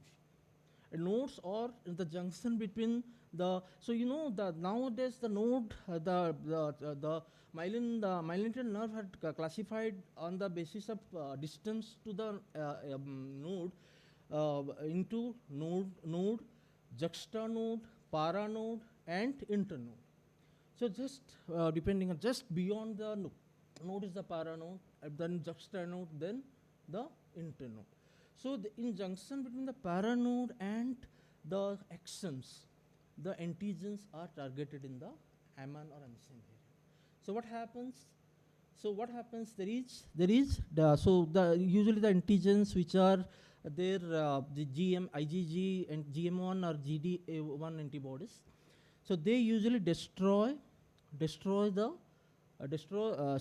do not cause destruction of the axon. They do not cause destruction of the axon, but they cause reversible conduction failure, because the nodes of the RNVR, there are some sodium channels are there which becomes inactive due to these antibodies, which causes conduction failure without demyelination. Remember, conduction failure which occurs without demyelination, because since the node is not acting, the impulse is not able to jump. It gets stuck because the node is not active. But it is not permanent. Suddenly the demyelination happens as the disease progresses. So there is reversible conduction failure. What is the difference? What is the difference between a demyelinating which recovers and a reversible conduction failure which happens in axonal which recovers? Recovery in the demyelinating pattern will always have a residual defect known as temporal dispersion. So temporal dispersion, what are the characteristics of a demyelinating neuropathy? What are the electrophysiological characteristics of demyelination? I think the basic is, you must know the demyelination are characterized by increased latency, decreased conduction velocity, with relative preservation of the muscle action potential, whether it is compound motor or sensory. And in diseases like non-independent diseases like GBC and GBS and CIDP, where the proximal part of the nerves are targeted, that is radiculoneuropathy, polyradiculoneuropathy. Here, usually the first things which become abnormal is the early latencies like F wave and H wave. They are the first thing which usually gets impaired in the demyelinating diseases. And other features apart from this, there are some other features like conduction block. You know, when you stimulate a motor system, motor nerve, you stimulated different parts. For example, median nerve, radial nerve, it starts from herbs, that is axilla, and it goes up to the tip of the fingers. So we stimulated wrist, we stimulated elbow, we stimulated even at F's point, axilla. We stimulate the F's point, it stimulates all the nerves, radial, medial, everything is stimulated together. So what is conduction block basically? Can anyone tell what is conduction block, final years? What is conduction block? It should be, you should contribute, you should participate, no? What is conduction block? Don't know. What is conduction block? Conduction block is a feature of acquired demyelination. It is not present in hereditary demyelination. It is like CMT, charcot Marie Tooth disease. It is present only in disease. The conduction block is there, definitely the disease is acquired. So what is conduction block? You stimulate the median nerve at wrist. There will be a action potential.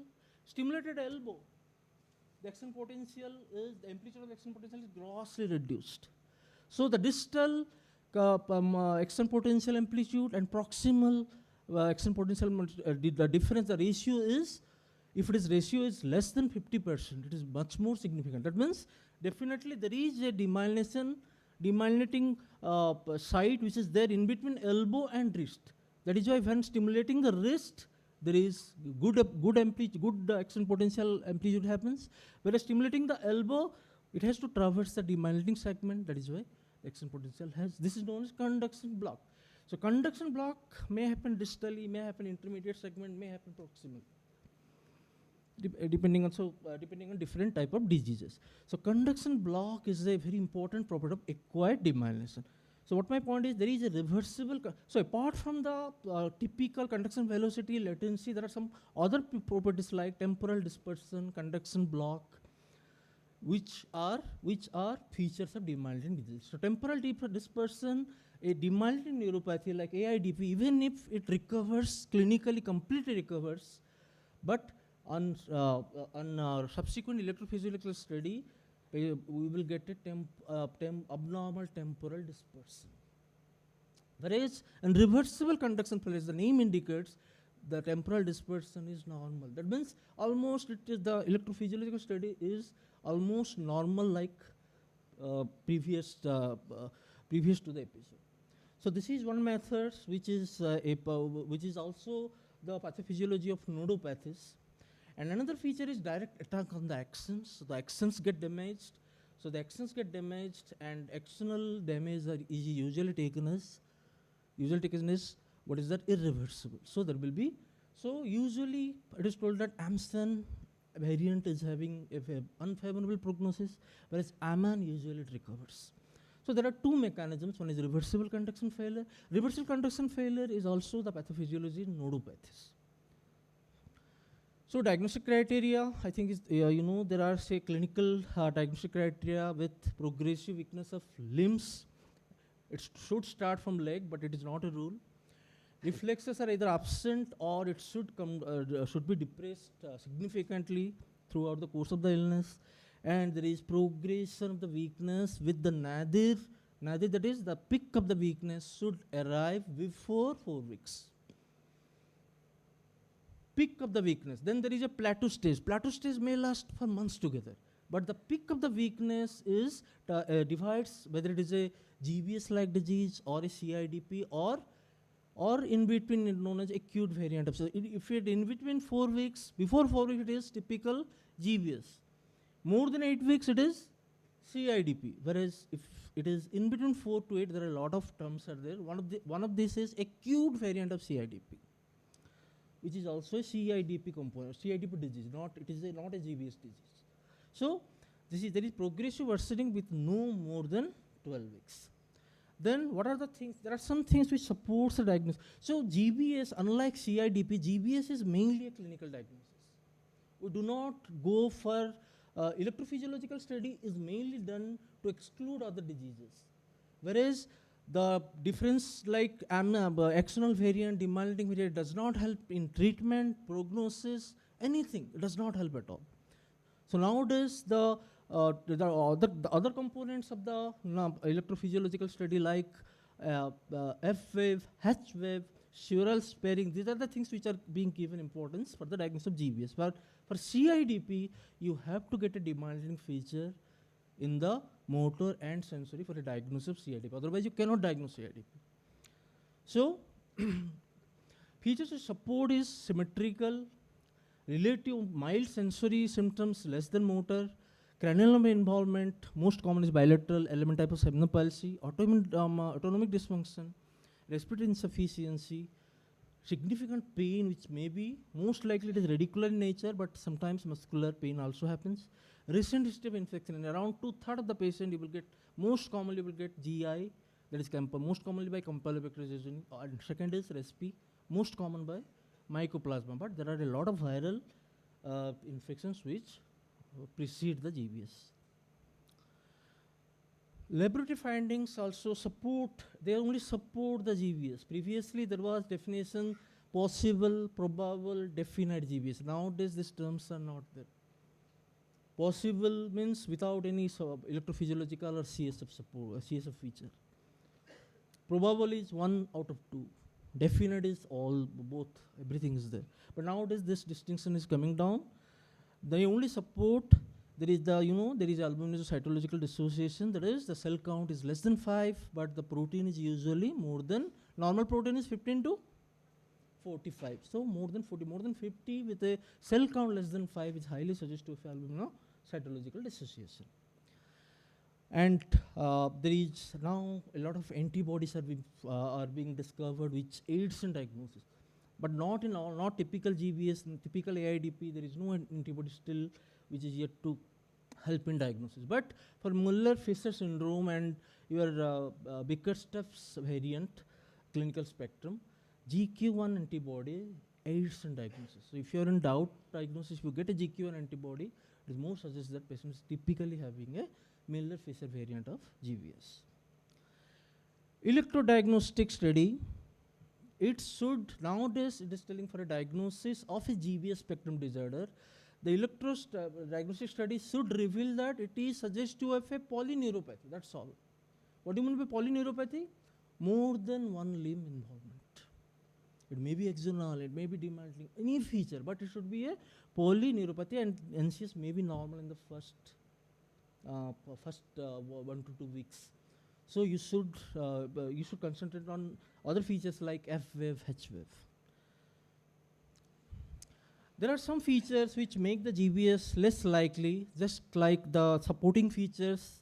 They are against that of that asymmetricity, predominant sensory symptom, reflexes, hyperreflexia, early bladder boil involvement, fever at onset. That is very important. Fever at onset of weakness usually is against the diagnosis of GBS.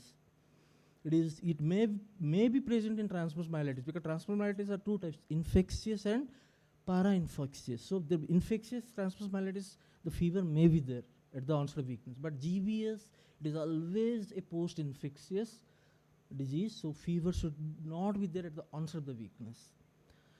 Then there should not be a sensory level. Sensory signs, symptoms and signs may be there, but level again indicates that it is unlikely to be GBS. Predominant sensory signs, severe respiratory dysfunction or at the onset with mild weakness. Respiratory dysfunction, muscle dysfunction is a predominant feature of GBS, but it should be preceded by either limb weakness or face and other organ weakness, depending on which variant. If it is sensory motor variant, limb weakness should be there. If it is Miller-Fisher variant, the other muscles should be weak, but it should precede that of cranial palsy, respiratory muscle weakness. Abdominal pain, vomiting, it contraindicates, it rather mimics, supports diagnosis of porphyria, motor dominant neuropathies. Alternance of sensorium, apart from Bickerstaff's, in all causes it is normal. So CSF more than 50 is unlikely be in your primary GBS. In some diseases like HIV associated GBS, you may get some CSF pleocytosis, but usually it is against the diagnosis of GBS. no further worsening after 24 hours. That means with after 24 there is no worsening. It is again unlikely to be relatively slow worsening and continued worsening more than 4 weeks. Again, it indicates that it is not GBS, it is something like acute variant of CADP or TRF. What do you mean by TRF? Treatment related fluctuation. What I will tell you that. Electrodiagnostically, there is, as I told you, it may be normal at the first week. It does not exclude, it just supports the diagnosis but does not exclude GBS mimics, high sensitivity but low specificity. What are they? Features of a polyneuropathy, absence H reflex, facial nerve latency. We do not never use facial nerve, but facial nerve latency is more supportive because it is a typical proximal latency. So facial nerve, if you stimulate, if its latency is increased, it is suggestive of a more supportive of a GBS-like diagnosis. Blink response. Blink response is a special type of nerve conduction study in which both the same side and consensual blink reflexes, the latency is measured, so that there is a process. You need not go too deep. That also becomes abnormal in 7th pulse because 7th is the efferent, 5th is the efferent. Sural sparing pattern. What is sural sparing pattern? If you do, usually 4 sensory and 4 motor nerves should be tested. In sensory, usually median, radial, ulnar, and sural is tested. In presence of a median, radial, ulnar, nerve, sensory abnormality, if the sural is normal, it indicates it is non-length dependent. So again, it supports the diagnosis of GBS. So the common subtypes are AIDP, Amman, Amundsen variant. Rare variants are Miller-Fisher variant, ataxic variant, PCB, that is pharyngeal, cervical, brachial variant, multiple cranial neuropathy variant, the polyneuritis cranialis, facial diplegia with paresthesia, paraparetic variant, and acute pan dysautonomia. So everything that the term indicates the clinical feature of the disease. For example, Miller-Fisher is a very typical variant. It is associated with triad. What is the triad? Ophthalmoplegia, ataxia, and areflexia.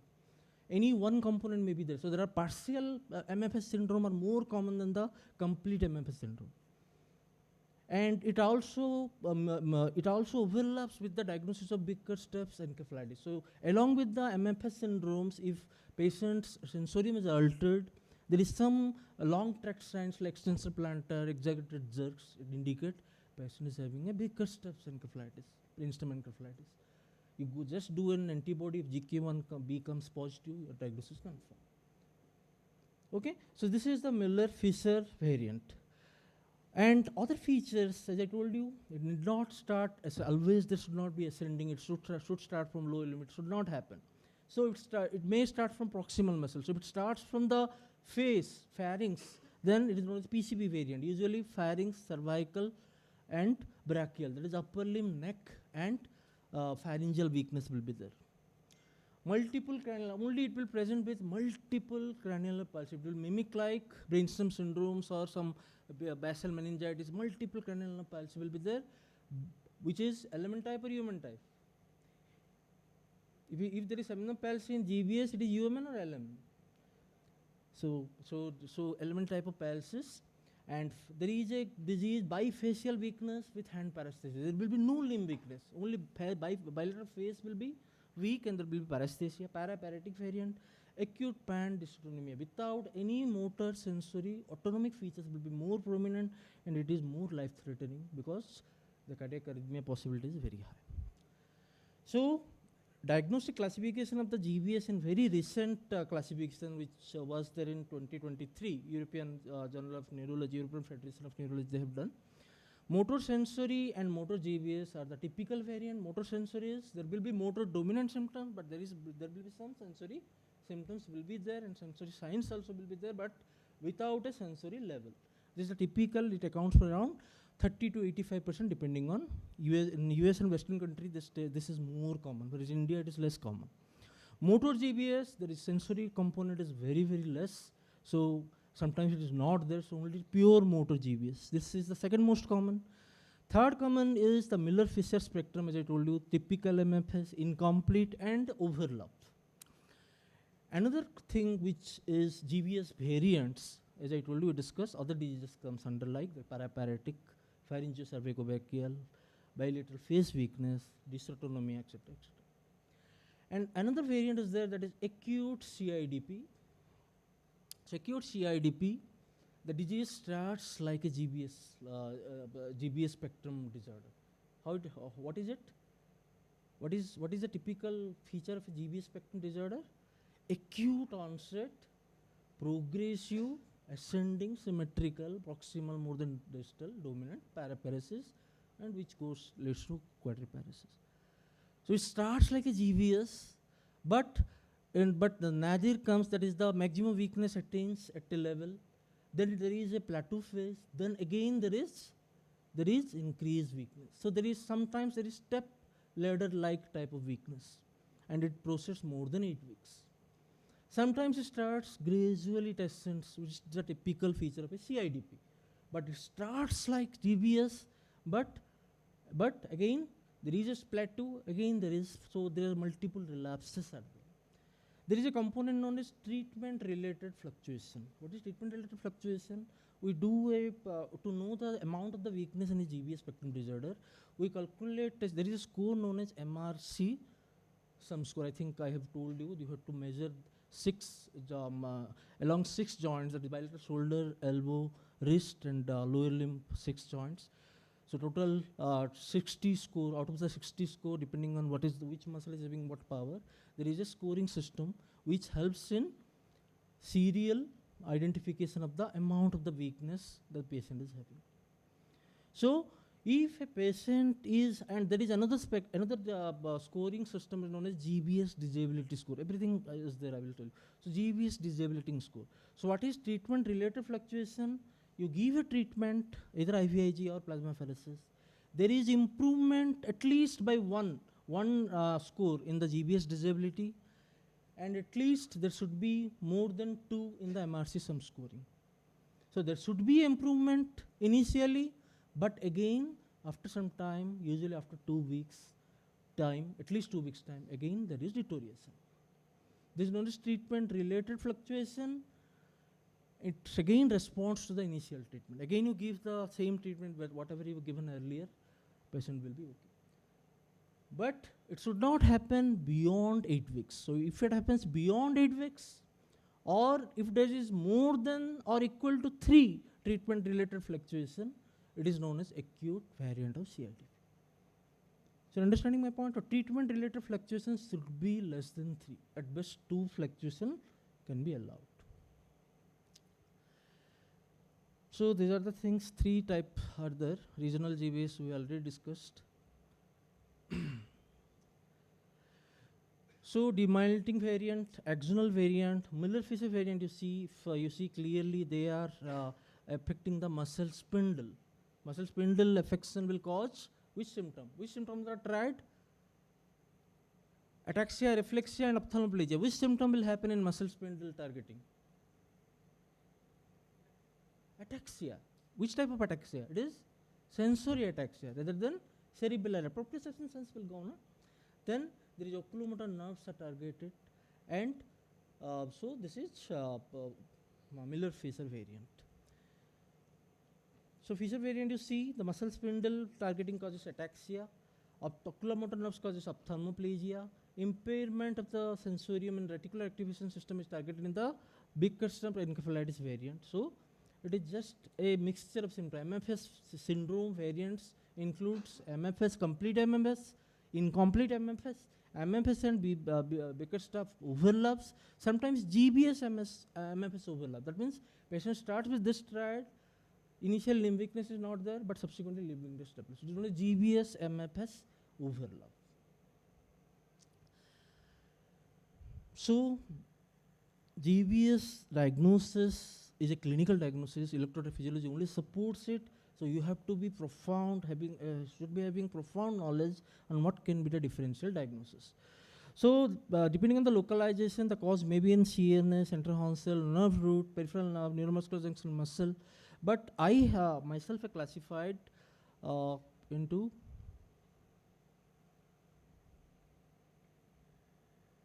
this is which slide which I gave yesterday, I think it is Rohit. Which one? This is not given by today.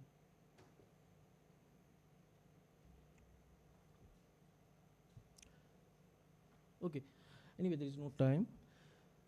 This is given yesterday. I've made some changes. Okay. Anyway. Okay. So before that, I will be telling you some scoring system. So there are some scoring system which is helpful in prognostic.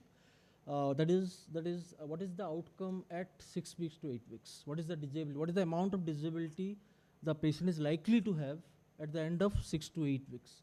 It is known as MEGO score.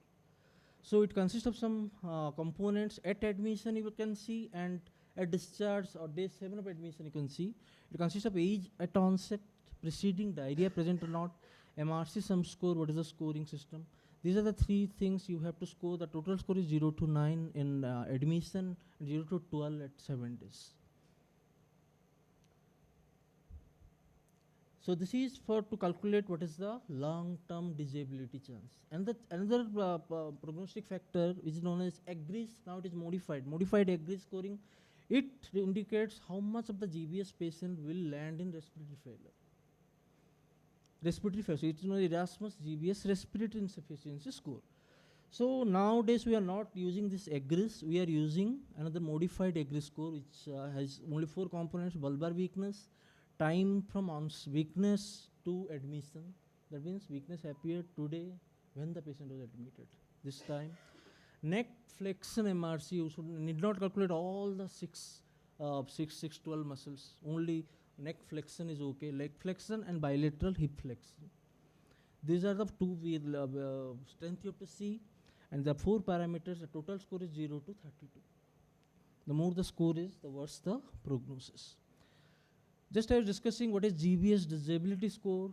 Depending on how much the patient is disabled due to GBS, it is classified into 0, that is completely normal; 1, minor symptom, but patient is capable of running; 2, patient is able to walk for a shorter distance but not able to run; 3, patient is able to walk along a open room but with help; 4 is bedridden, cannot walk at all, bedridden or chair bound; 5, bedridden plus patient requires ventilator support for maintenance of the respiratory hemodynamics; 6 is dead.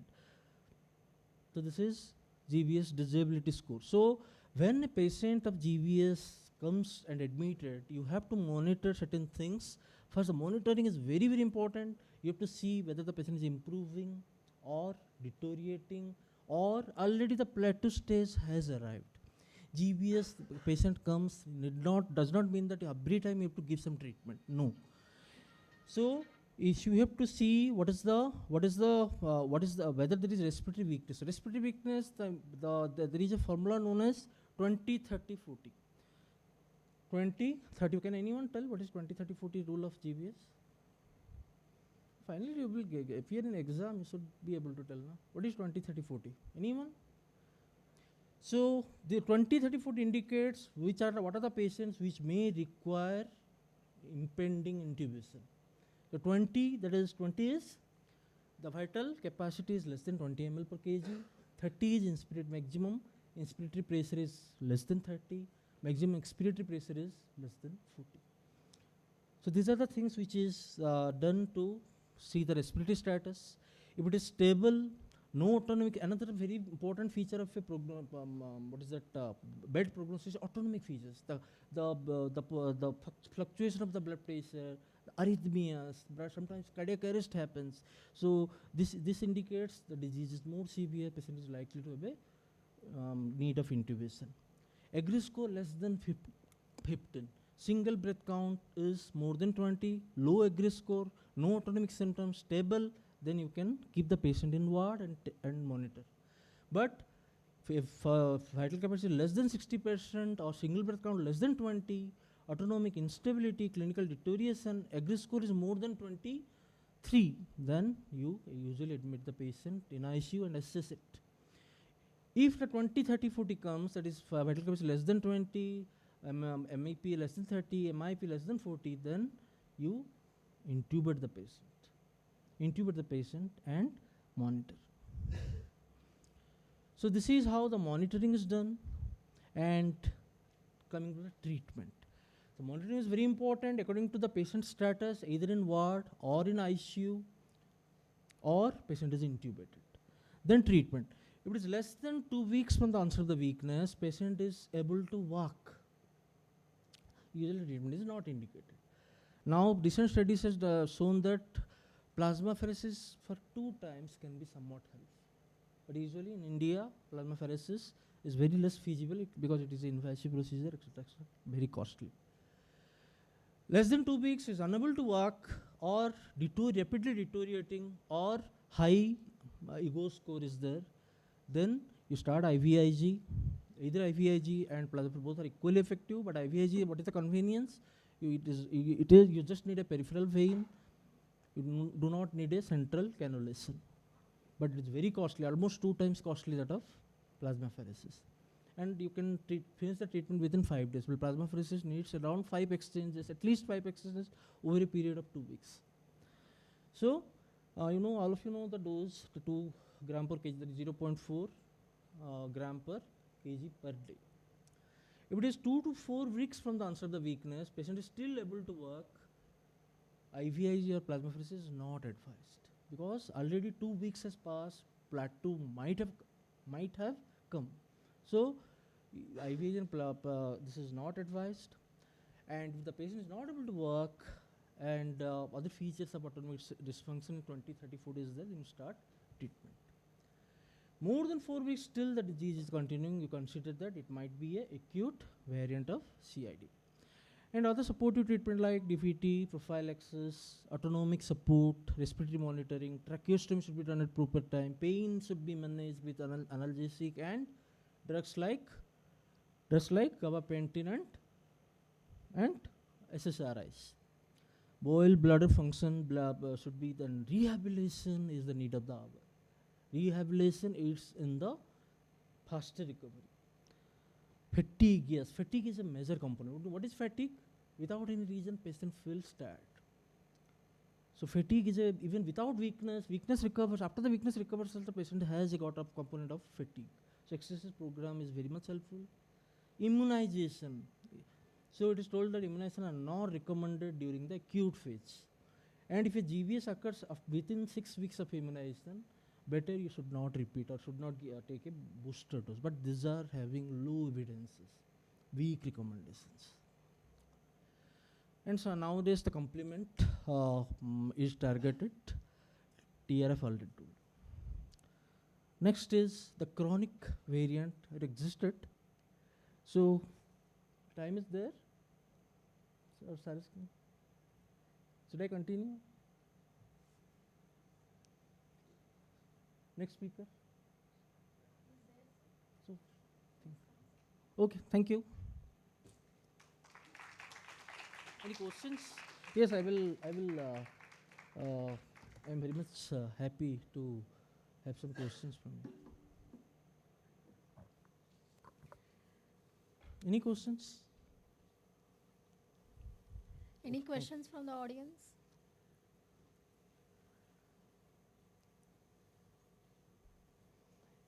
Any question from consultants?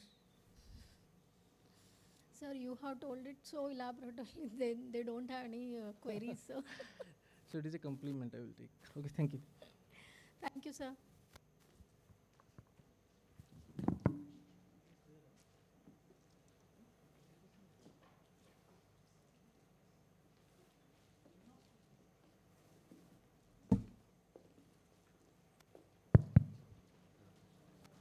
Thank you, sir, for such a thought-provoking session. Now I request Dr. Priya and Dr. Ravi Shankar, sir, to felicitate Anand Shastri, sir.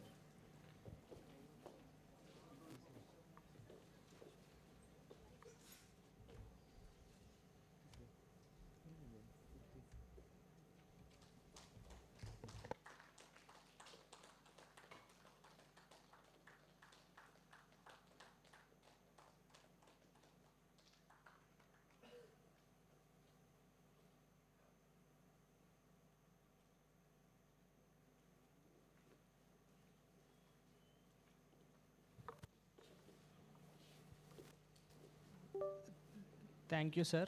Thank you, ma'am.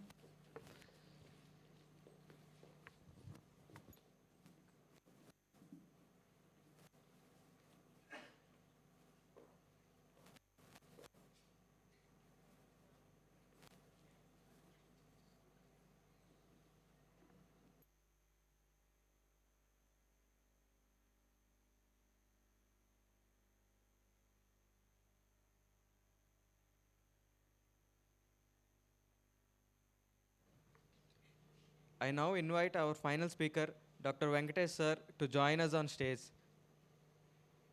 And I invite Dr. Anand Sastry sir and Dr. Vidyasagar sir to chair this session.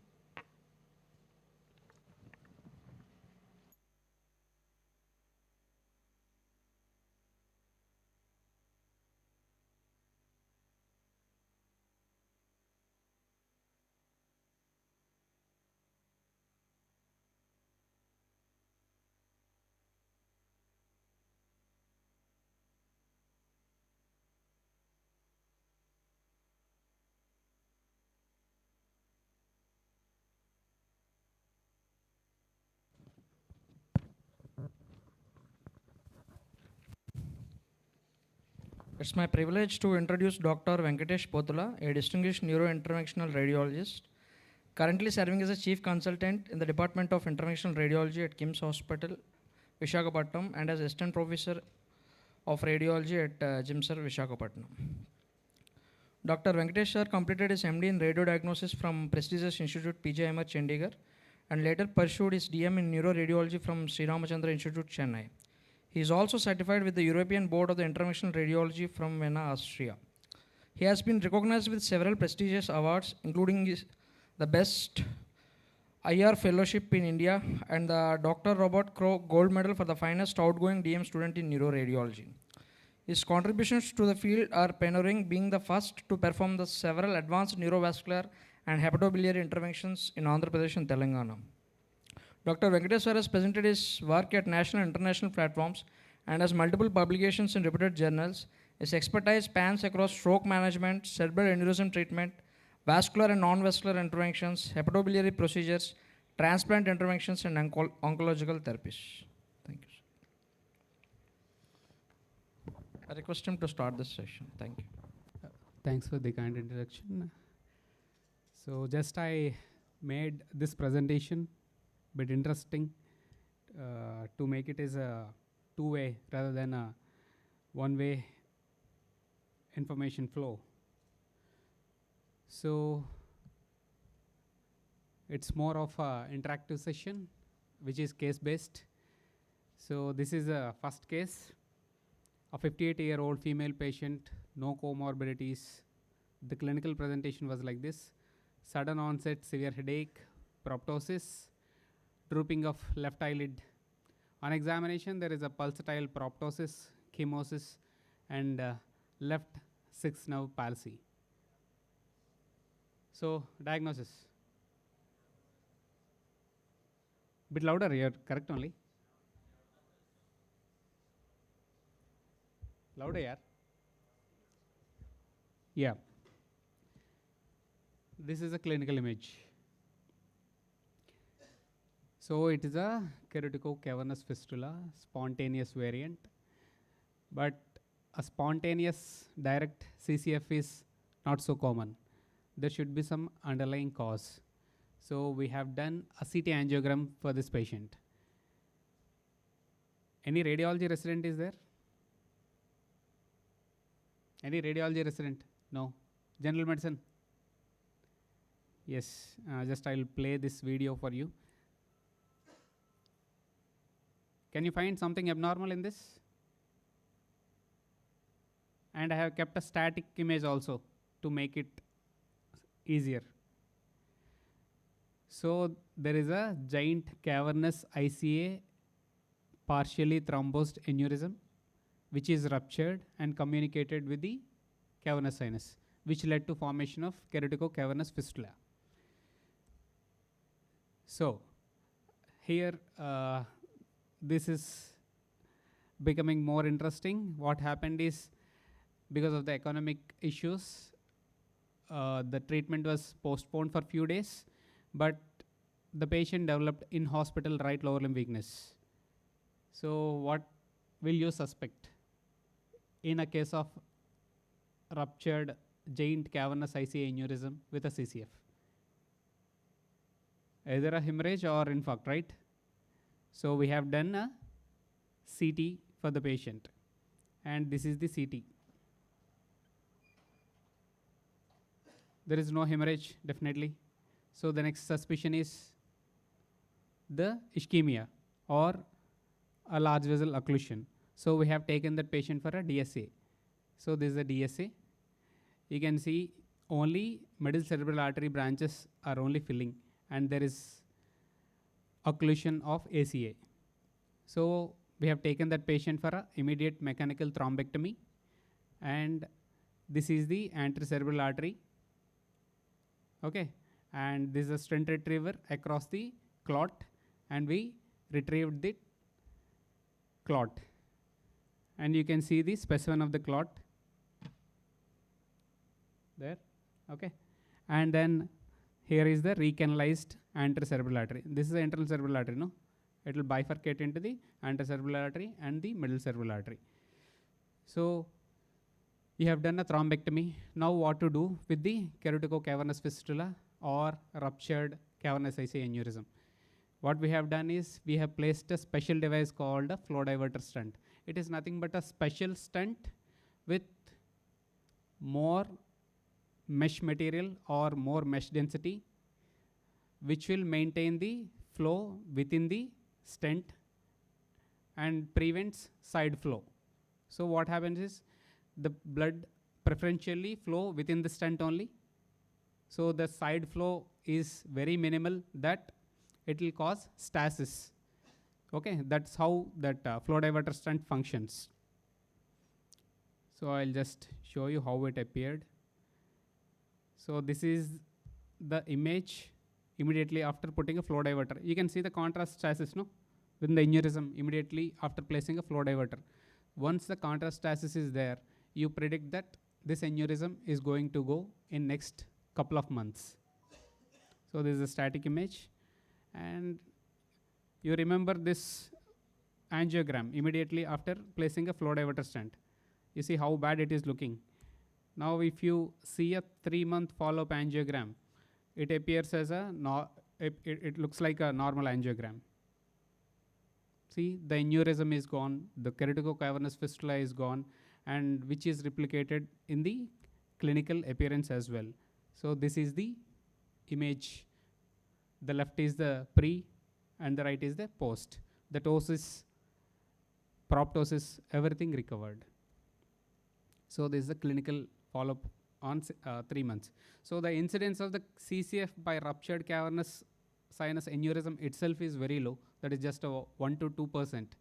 And CCF presenting as a CCF because of the cavernous sinus ruptured aneurysm, it is further low. So this case is a combination of CVA as well as ruptured cavernous sinus aneurysm causing CCF. So it's a bad collaboration, but we managed to bring the patient out of the scenario. Okay. So this is the second case, 32-year-old female patient, acute right hemiparesis, NIHSS, which we normally calculate on arrival to ER, is 20. And this aspect score is nothing but imaging score to stratify the patients, how severe or how bad the parenchyma got affected. That aspect score was 10. An MR angiogram, there was no flow in the left CCA, ICA, and MCA. Actually, this patient is a young patient who is a software engineer who came from Bangalore for brother's birthday. What happened is they were playing cards in the middle of the night and patient developed sudden hemiparesis. So these are the details. And this is MRI. MRI, can somebody read this MRI? General medicine, PGs.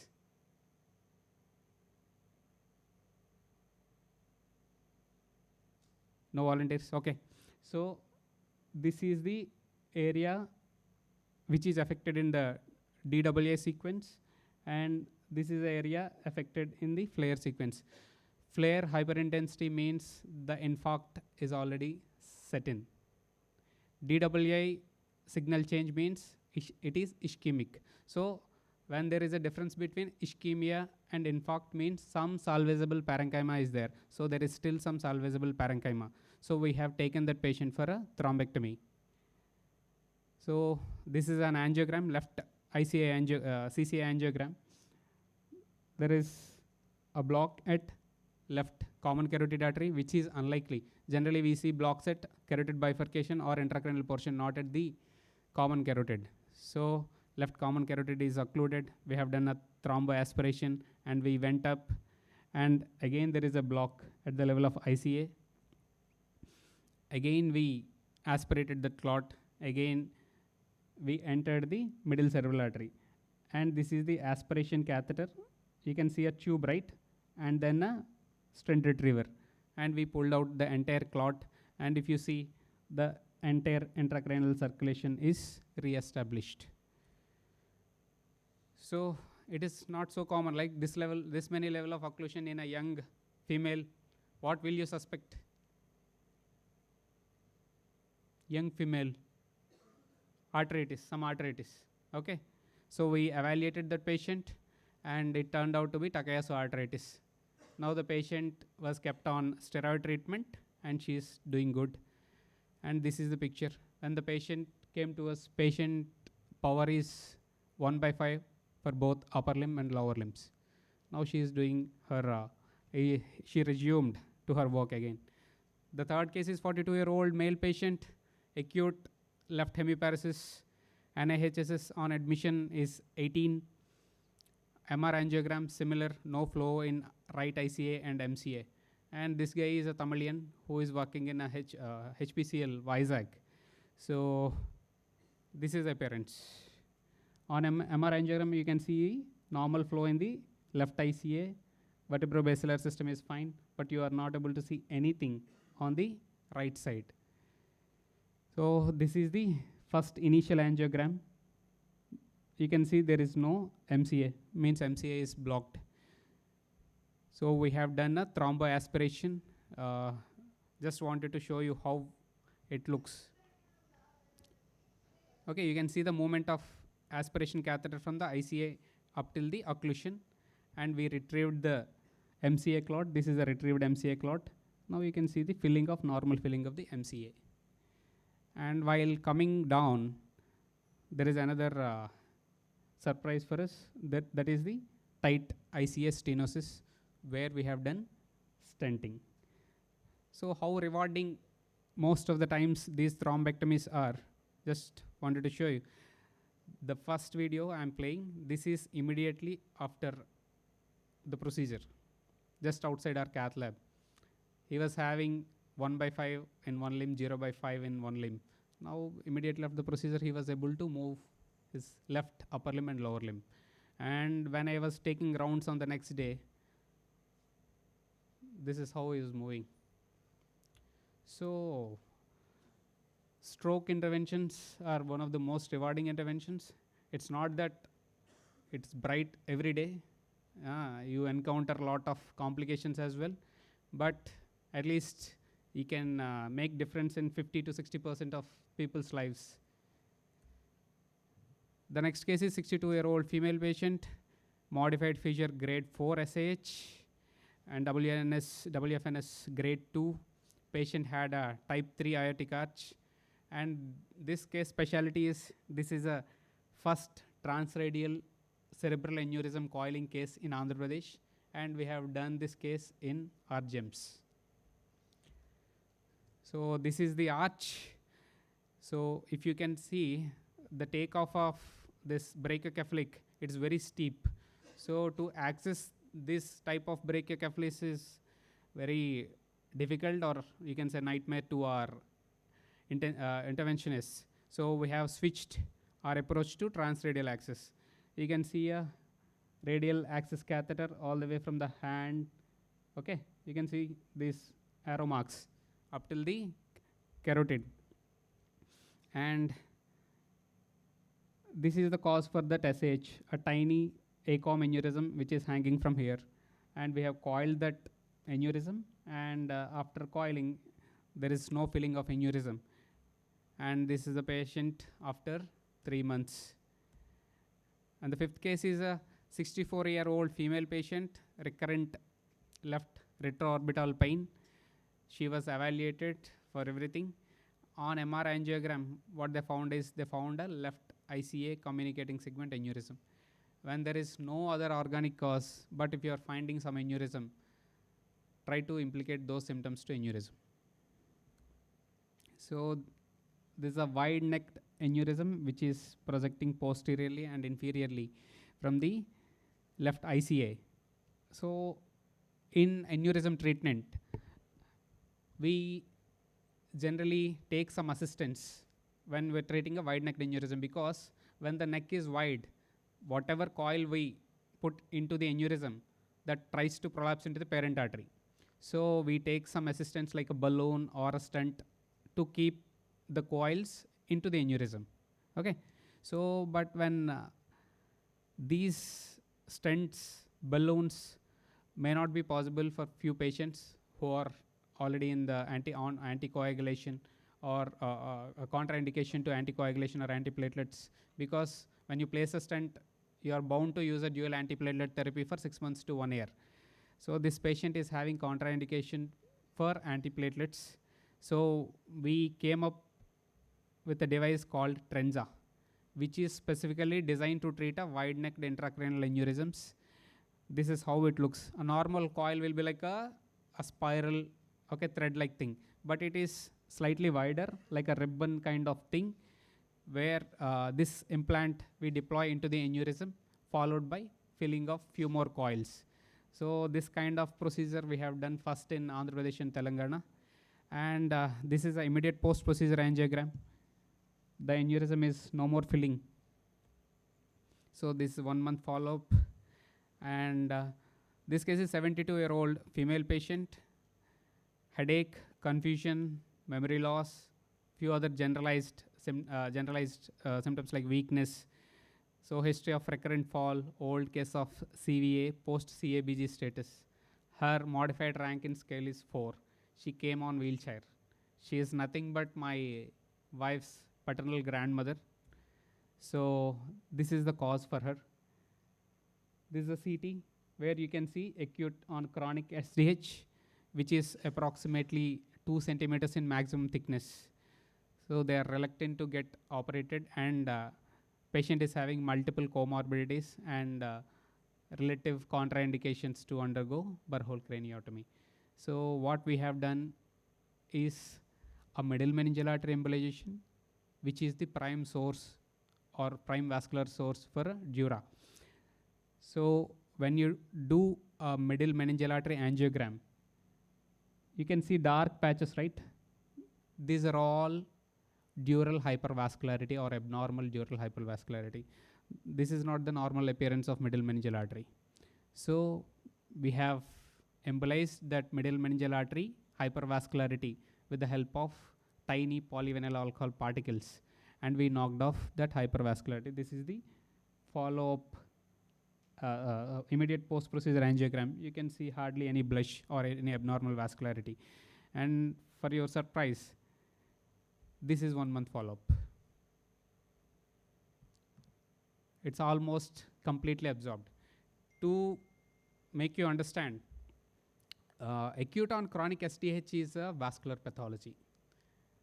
Even if you remove those dural layers, you can't completely strip off those dural layers. So what you can do is just block the abnormal vascularity so that that balance will be there, secretion and absorption. So that will be switched towards absorption rather than secretion. So that aspect you need to address. So this is a 3 months follow-up of the patient. And this is a final case, 55-year-old female patient, sudden onset railing sensation followed by loss of consciousness, and regained consciousness with a subtle weakness in left upper limb and lower limb. So this is the MRI. So in MRI, you can see the diffusion weighted spots in the bilateral pica territory.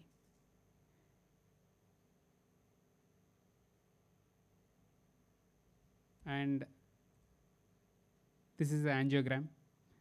You can see there is a tight mid-basilar stenosis. It's critical stenosis. It is more than 95% stenosis. So this is a cause for her recurrent giddiness. So we have done a stenting for that mid-basilar stenosis. You can see now there is no more stenosis because we have done an angioplasty and stenting, which led to restoration of this basilar flow. So conventionally, almost all interventions we does via the femoral approach. But recently we switched to transradial approach, means from the radial artery. The advantages are very shorter procedural preparation, and it is much more comforting to the patient. Because what happens is sometimes it happened here also.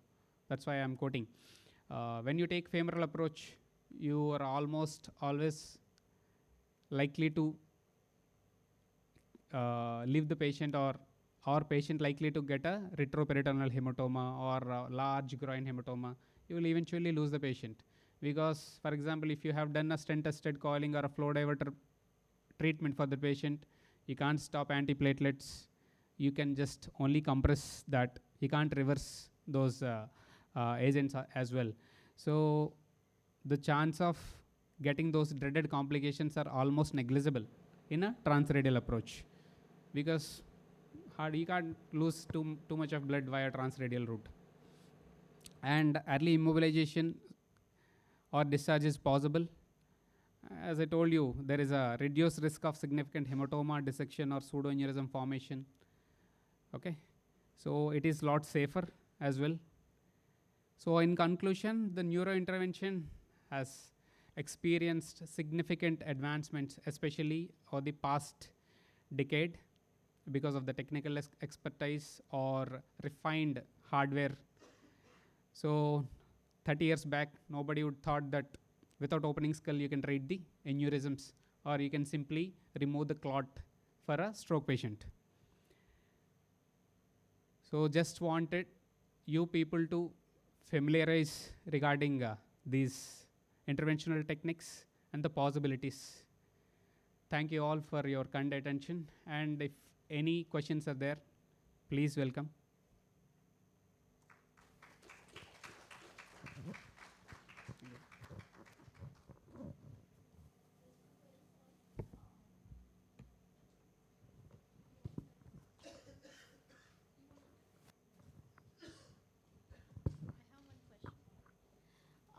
Sir, many times I have seen that we will thrombolize the patient. Patient comes in window period. There will be DWI and flare mismatch will be there. But still, after giving tenecteplase, patient won't improve. So what might be the cause, and in that case, what we can do next? Madam, so there is diffusion perfusion mismatch is also there. Perfusion, flare, sir. In our okay. hospital, perfusion is only not there. Oh, okay, okay. So diffusion flare mismatch is there, but still the patient is not improving. One thing, madam, to be frank, if you take the level of occlusion and the chance of reperfusion, M3, it is around 22%, ma'am. M2, it is around 20%. M1, it is 11%. And if you come proximally, it is, if you see the data. So even after thrombolysis with a good diffusion flare mismatch, the patient is not improving, means probably it is not recanalized. Okay. So what next, sir? Ma'am, ideally, a thrombectomy should be offered in those cases, because somehow you need to recanalize, somehow you need to open the artery to make things better. Okay. So results of thrombolysis depends on the vessel occlusion. On the what Uh, part uh, of the what segment? yes, of ma'am. the How large is the vessel? The vessel, if the vessel is small, the thrombus burden or load is small, so there is a high chance of recanalization. When it comes to ICA bifurcation or below, it's not great, ma'am. The thrombolysis. For anterior circulation, what is the time window for Madam, anterior circulation, almost all patients up till 6 hours, and selected patients up to 24 hours. You can do up to 24 hours. Even we have done a case in the 48-hour window because the patient had good collaterals. So the penumbra, it took more time to evolve. The infarct took more time to evolve. So that patient is under follow-up. The initial presentation was 2/5. Now the patient is 5/5. And also to make a note, collateral score is also very important. Even if the artery is completely knocked off, if the collaterals are very good, means the patient will improve dramatically. Because even our radiology people, they won't report collateral scores. There is a grading of poor, intermediate, and good collaterals. People with good collateral score, they'll come up good.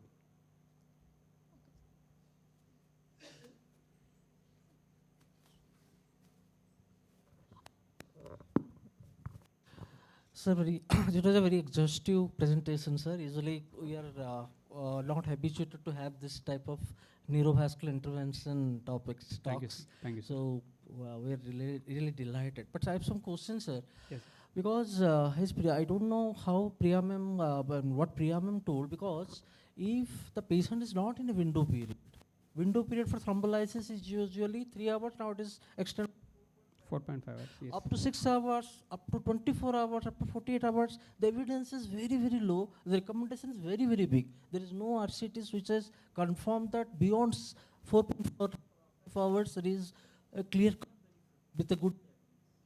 So if the patient is not in window period, patient is in window period, as you told that there's some software personnel who came in the window.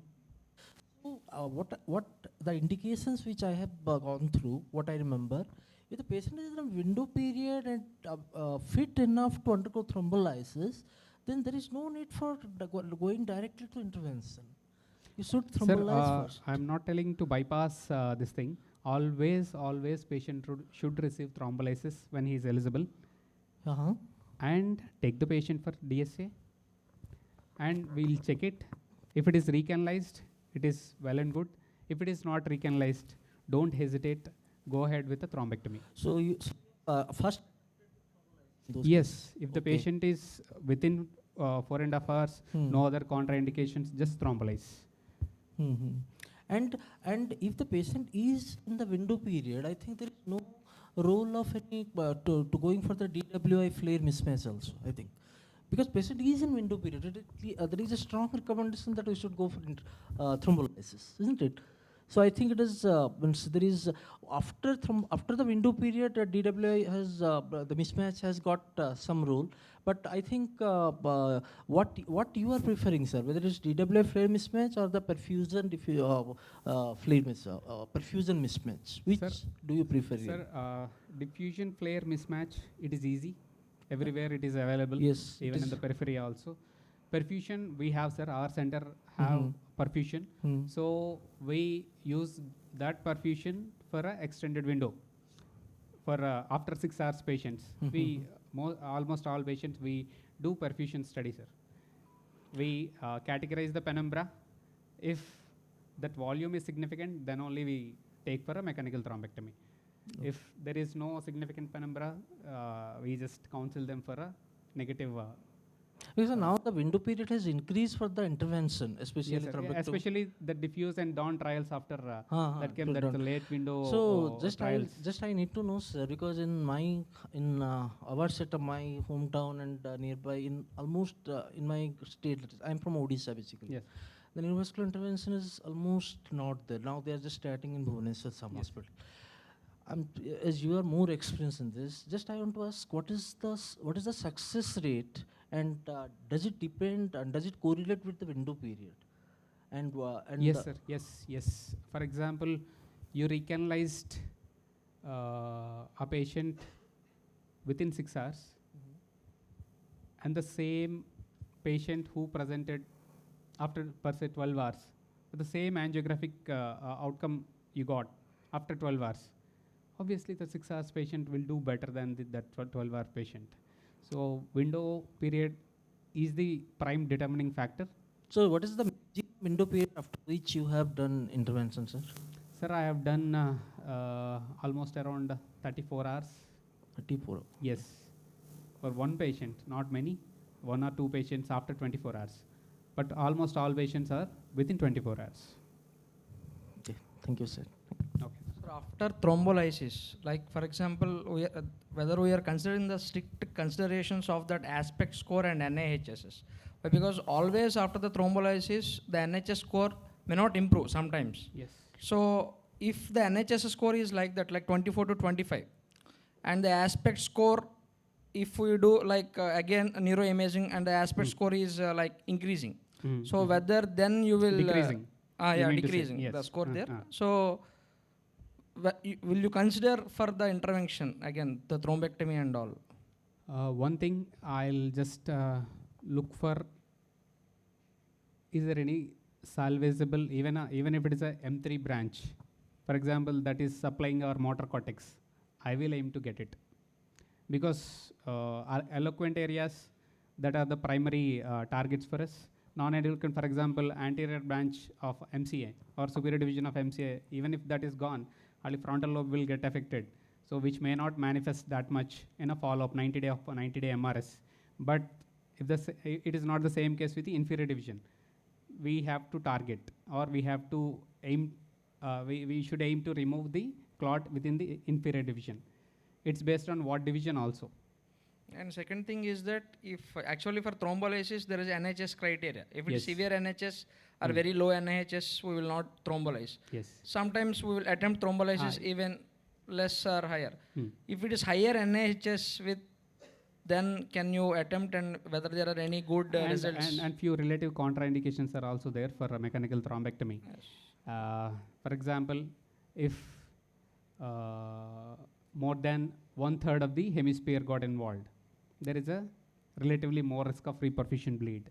More NIHSS, for example, more than 28. It is a relative it's not an absolute contraindication, but it is a relative contraindication to offer a mechanical thrombectomy.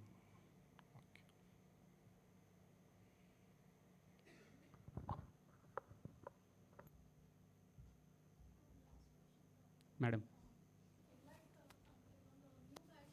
Where we can do thrombolysis up to 9 hours. Yes, ma'am. There are studies where they are up to 12 hours. I have read even till. But still the studies are going on. Yes, it is not. The data is not finalized. They are interim results only. They are not final results. But yes, there are studies going on up to 12 hours with the tenecteplase place. But the data is not final, madam. It is yet to release probably. Okay, thank you, sir. Any question? On speech and oh, ma'am, please.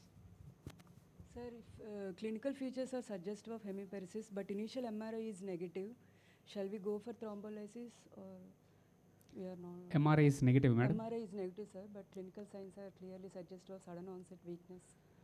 Because diffusion negative stroke, it's not that it can't happen, it can happen. If it is too early, the changes will take at least half an hour to. But the thing is, we need to slightly modify windows, because the already preset results, what are there in the MRI console, may mask sometimes. Yes. You need to go manually and window it properly to make it more conspicuous, or repeat imaging. Just a DWI alone. Just diffusion alone. If you repeat most of the times, we will be able to come to a conclusion. So if it is present only, we have to go for thrombolysis. Otherwise, yes. we should not. Better, even though signs are and do a vascular imaging. Yes. Do a vascular imaging as well, because most of the time our stroke protocol means anywhere, stroke protocol should include a MR angio as well. But our people may not do a MR angiogram where you can see a tight stenosis, it may be a TIA. And you may not see any diffusion changes as per se. So in that case, better to start off with a antiplatelet rather than a thrombolysis in those cases.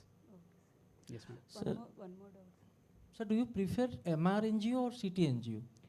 Sir, if the patient is already going, in the MR console, means I prefer MR angiogram. But if you want me to compare both angiograms, CT angiogram is definitely much better because it is not flow related. MR angio is flow related. Sometimes a tight stenosis may appear as complete block. For example, we have seen a couple of cases, but CT angio is not like that. A stenosis can be better appreciated or better studied in CT angiogram, not MR angiogram. Sir, if patient is in window period and NHS score is improving over like 30 minutes or 1 hour, then we should wait for thrombolysis or anyway we After can thrombolysis, madam? Sir, patient is in window period, sir. Okay. NHS is score is good for thrombolysis, and he is improving, sir. Like over 1 hour, his power is improving. So Without doing anything? Without anything. Okay. So The imaging is? Imaging is positive, sir. Imaging is positive. Yes, sir. Shall we wait or shall we defer thrombolysis? And on imaging, if you see a definite vessel occlusion, thrombolyze, madam. Yes. If you see any vessel occlusion, thrombolyze.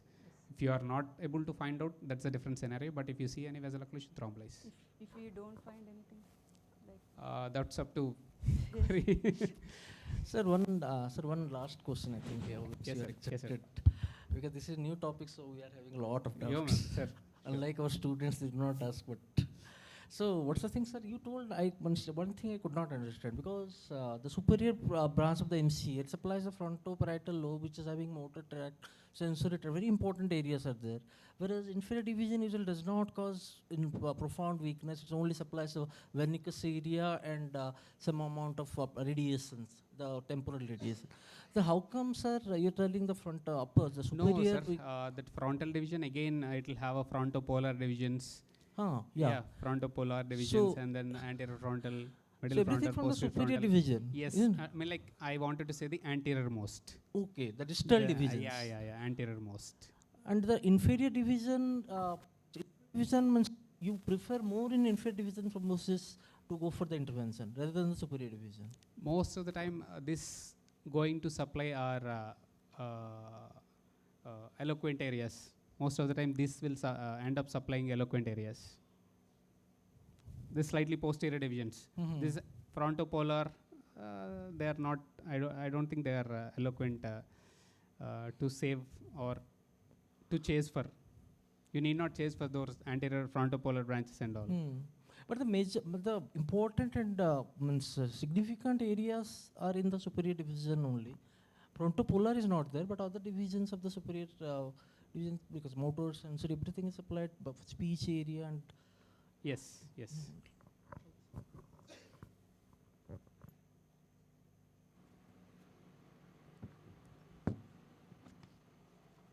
Thank you, sir. Thank you for such a nice, informative speech.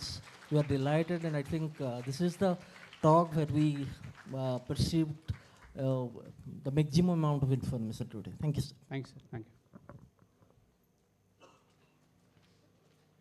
We sincerely thank you, sir, for your valuable session. And we thank our chairpersons for their excellent inputs.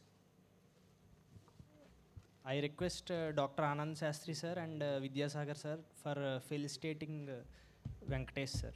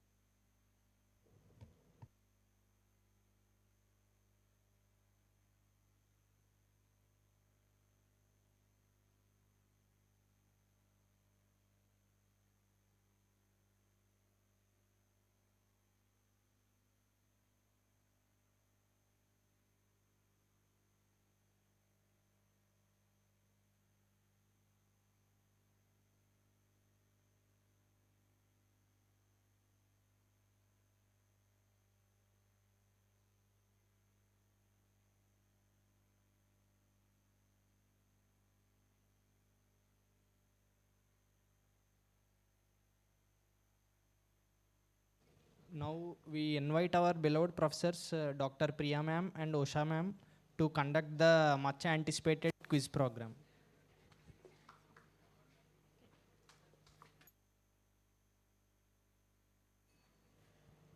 So I want 5 teams among you. If any other college students are there, other college students are there. Okay, you all are from?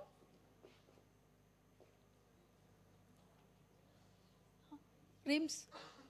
Okay, so one team will be formed by them, remaining 4 teams from our PGs. So form and come here fast. Come to the front row.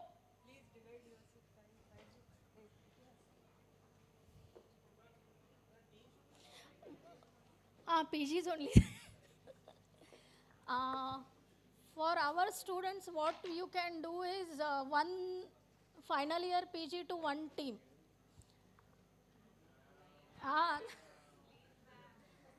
No. Or you can have 2 if you are, how many members?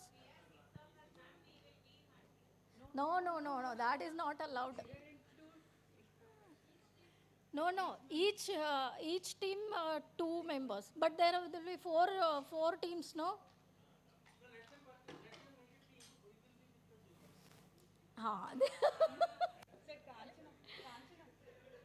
No, what I see, you form 4 teams. You include juniors with you, the second years, second and final year, first years.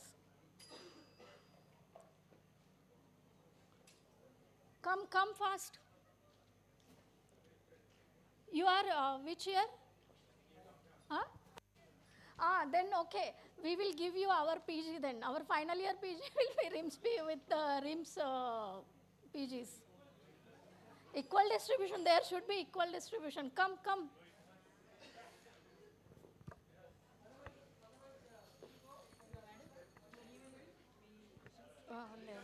మీ అది అయిపోయిన తర్వాత తెస్తాను. If you are not coming, the Shastri sir will accompany the juniors. You decide. You will be at fault then. Come. We'll divide them also. They will be in one team. Come.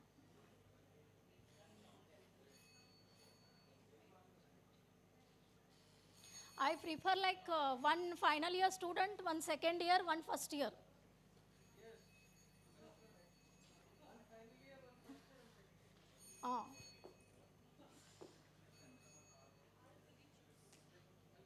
And include them also.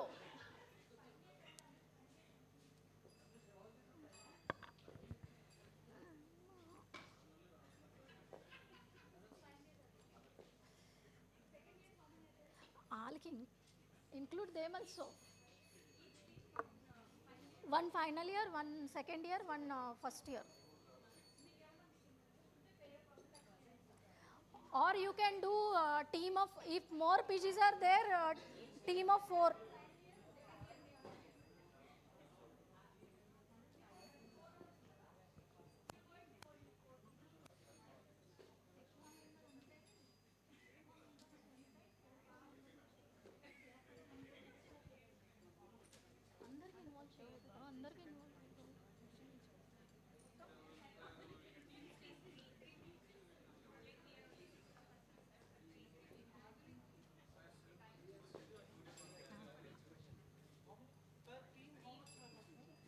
Per team you can increase 4 members. So per team can be 4 members. And I want each one of you should participate. Only Narendra will stay with us. Remaining all anchor and all, they should participate. No, he will take care of everything. You all should participate. Okay, you make 3 teams. And you must make 3 teams. No, sir. You divide them, sir.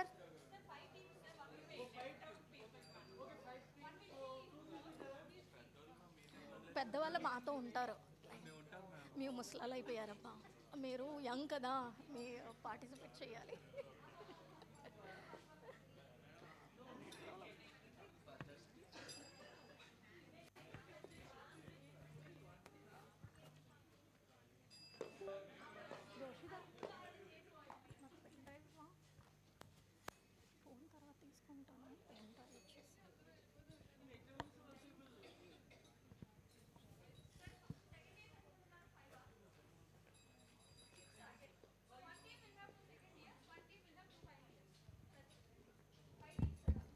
అది కూడా ఇచ్చేయండి మనకి.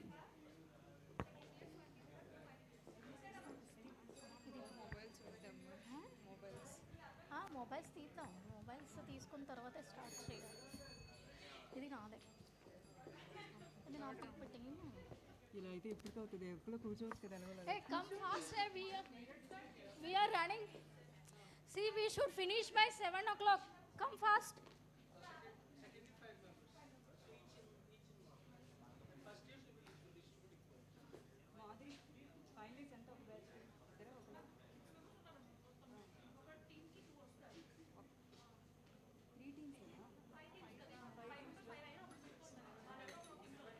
సరే సరే సరే సరే సరే fast fast.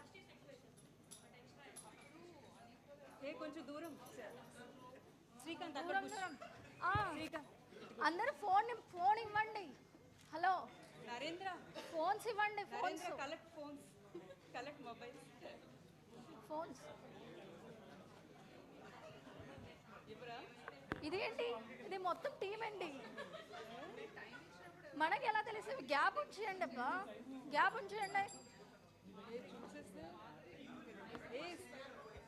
Gap పెట్టండి, గ్యాప్. ఒక బ్యాచ్ నెక్స్ట్ వెళ్ళండి, ఒక బ్యాచ్ నెక్స్ట్ బ్యాక్ సైడ్ వెళ్ళండి.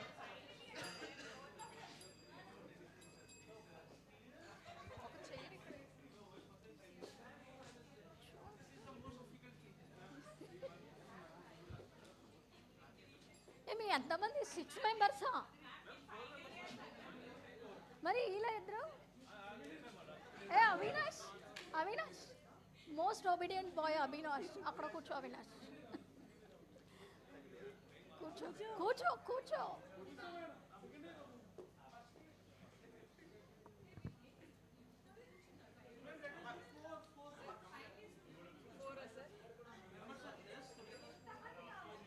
Five are there, sir. 1, 2, 3.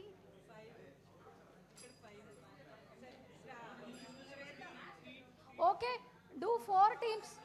Do 4 teams. 5 okay అవుతున్నాయి కదా. కాదు, మీ 5 ఎలా పెట్టారు? 4 చేయండి. ప్లీజ్ వినండి అబ్బా. If you have to leave by 7 o'clock, you have to listen to us. చెప్పేసి no buzzer, no negative, no pass. They are not coming.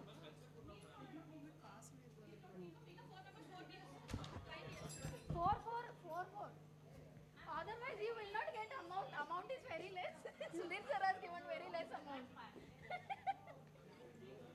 Batch ఒక లెక్క ఉంటే ప్లీజ్ లేకండి. మీ 5 ఉన్నారమ్మా, 4 కావాలి. లేకండి, 4 ఓన్లీ 4. సో 5 టీమ్స్ అయిపోతాయి కదా. ఇందులో కూడా ఒకటే లేకండి.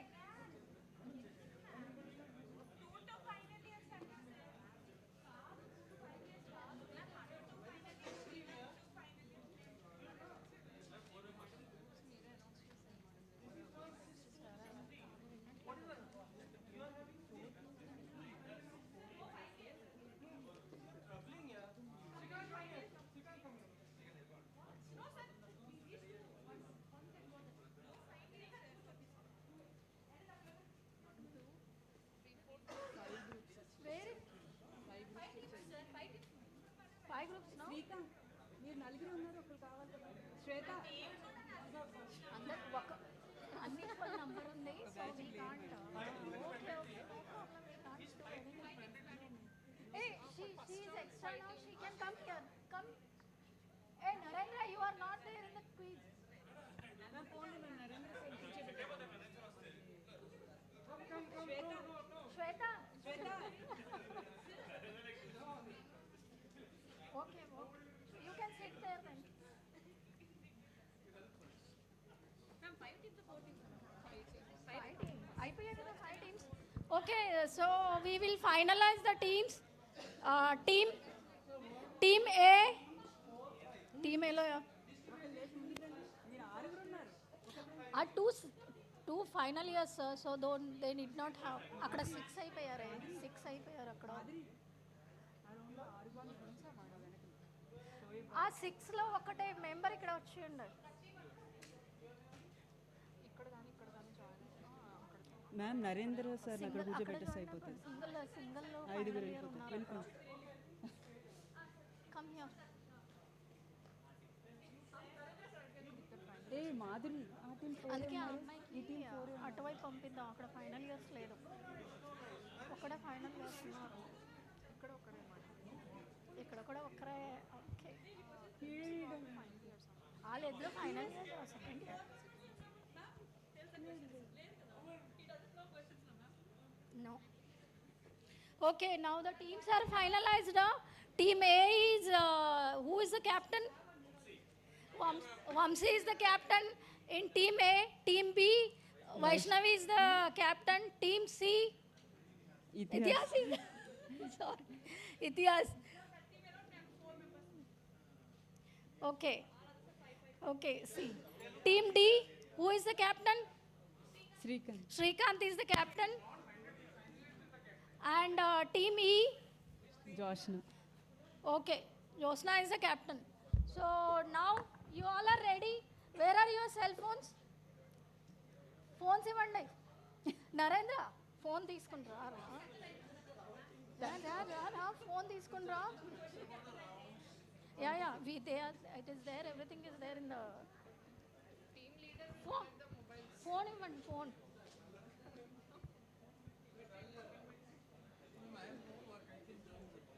No sir.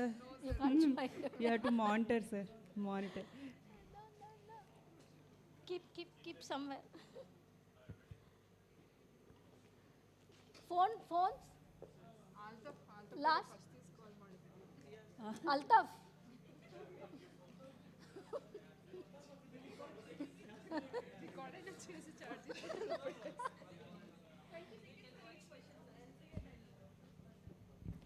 Okay. Everyone has given phone. Ramesh, phone తీసుకో, phone. వద్దు ఇక్కడ పెట్టేసి. ఇక్కడ పెట్టే.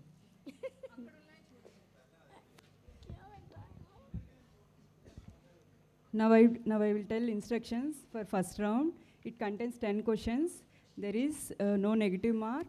Only 2 questions for each team, and there is no pass. It won't pass from one team to other team, and it has no negative marking. Okay, and it has multiple choice questions. Understood? All of you understood? Then the first question will be to team A.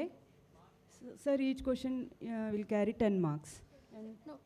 Time is 20 seconds. You have to tell within 20 seconds, otherwise you will get 0 marks.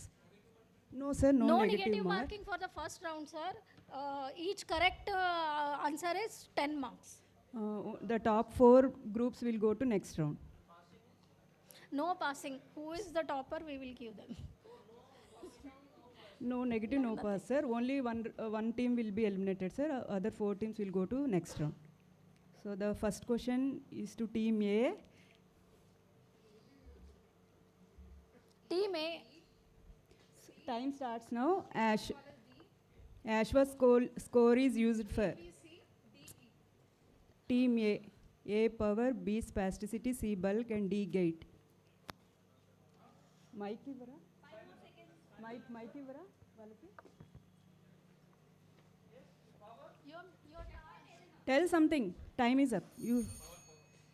No, it is wrong. Wrong answer. Yes, correct. Okay. But there is no marks for you. You should not. Who is giving the marks? Here it Sir, is. Kanchan. So, okay. Next question is for team B.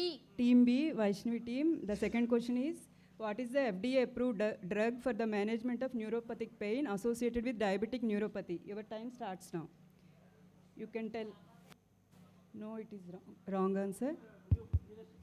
Anyone? Any guesses? Question is open to audience. Any guess? She has answered. Once you told, you can't change. You cannot. Only 4 options there, no? Okay, question is open to all. Just tell anyone else Any knowing. guesses? Yes. Pregabalin is the correct answer. Team C is very good in telling answers. Now question third goes question will go to Team C. Team C. The following drug has the properties of both mu-opioid receptor agonist and NMDA antagonist. Your time starts now. If you are very confident, you tell, and time is also 20 seconds. Tell something. No, it is wrong answer. Any guesses? Methadone. Methadone is the right answer. Fourth team, Srikanth.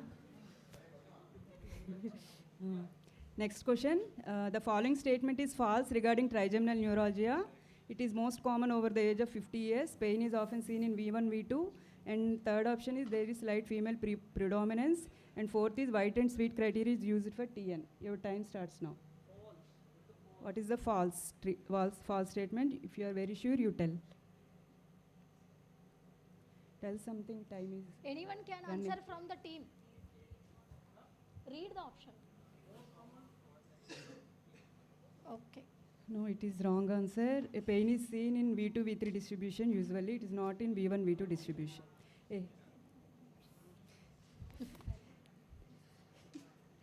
Next team, in first round, it is last question. Fifth question. No, sir. No, no, yes, one. sir. There. Still questions are there. First cycle, sir. Fifth question, team E, identify the marked vein. That dark arrow, curved arrow, you have to tell what is the vein. Which vein it is. Your time starts now.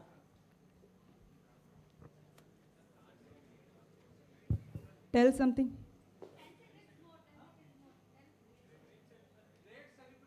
Correct. Give claps.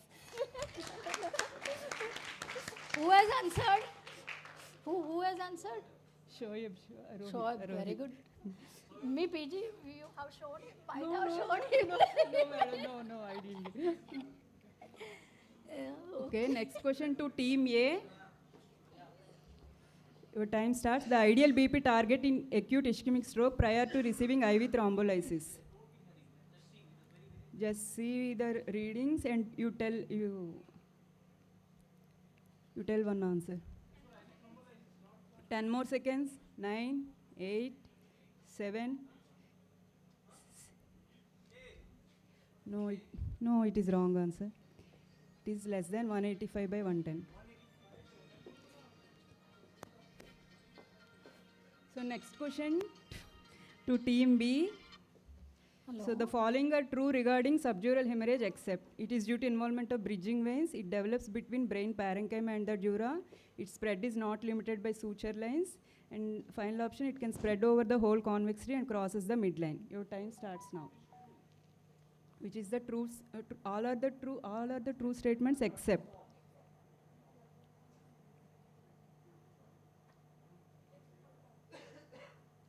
Time is running. Tell some option. 10, 9, 8, 7. No, it is correct. The option is D. It can spread over the whole convexity, but it cannot cross the midline. It won't crosses midline. Yes. So it is the direct lines from.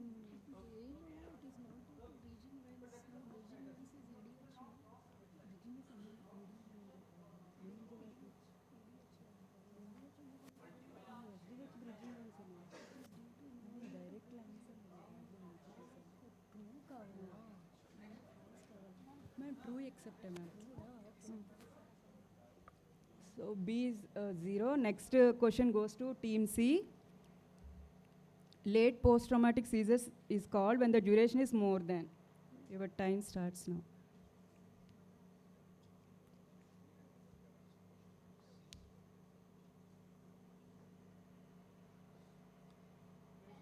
Ten, 9, 8. Gatiga. No, it is wrong. It is more than 7 days after traumatic brain injury. So next question goes to D, Srikanth. So all of the following are features of anterior choroid artery stroke except hemiparesis, hemianesthesia, hemiataxia, hemianopia. Your time starts now.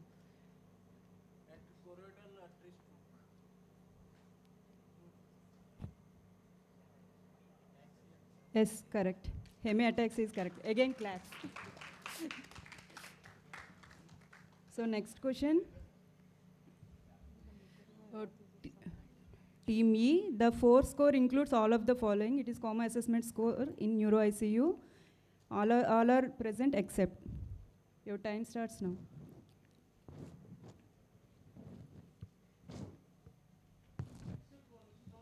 Which is not there.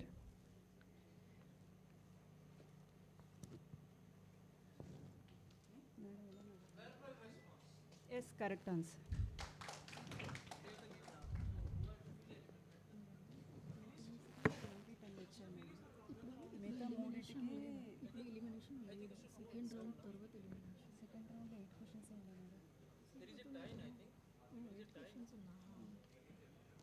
ఇంకా 4 questions extra ఉన్నాయి. Third round వద్దన్నారు కదా, అందులో questions అడగనా? Yes, sir. Okay, 1 minute. E team and D team will go to second round. E and D team. Srikanth team and Joshna, you both are going to second round, and these 3 teams will get extra questions, and who will take? We will Now, try. see, the remaining A, B, C, they will have to answer for the 2 questions. Whoever tells first correct answer will go to the next round. Extra, sir. They are Extra. Negative or pass, sir? We will pass the question to next team. They may tell. Buzzer, sir? Buzzer will be better.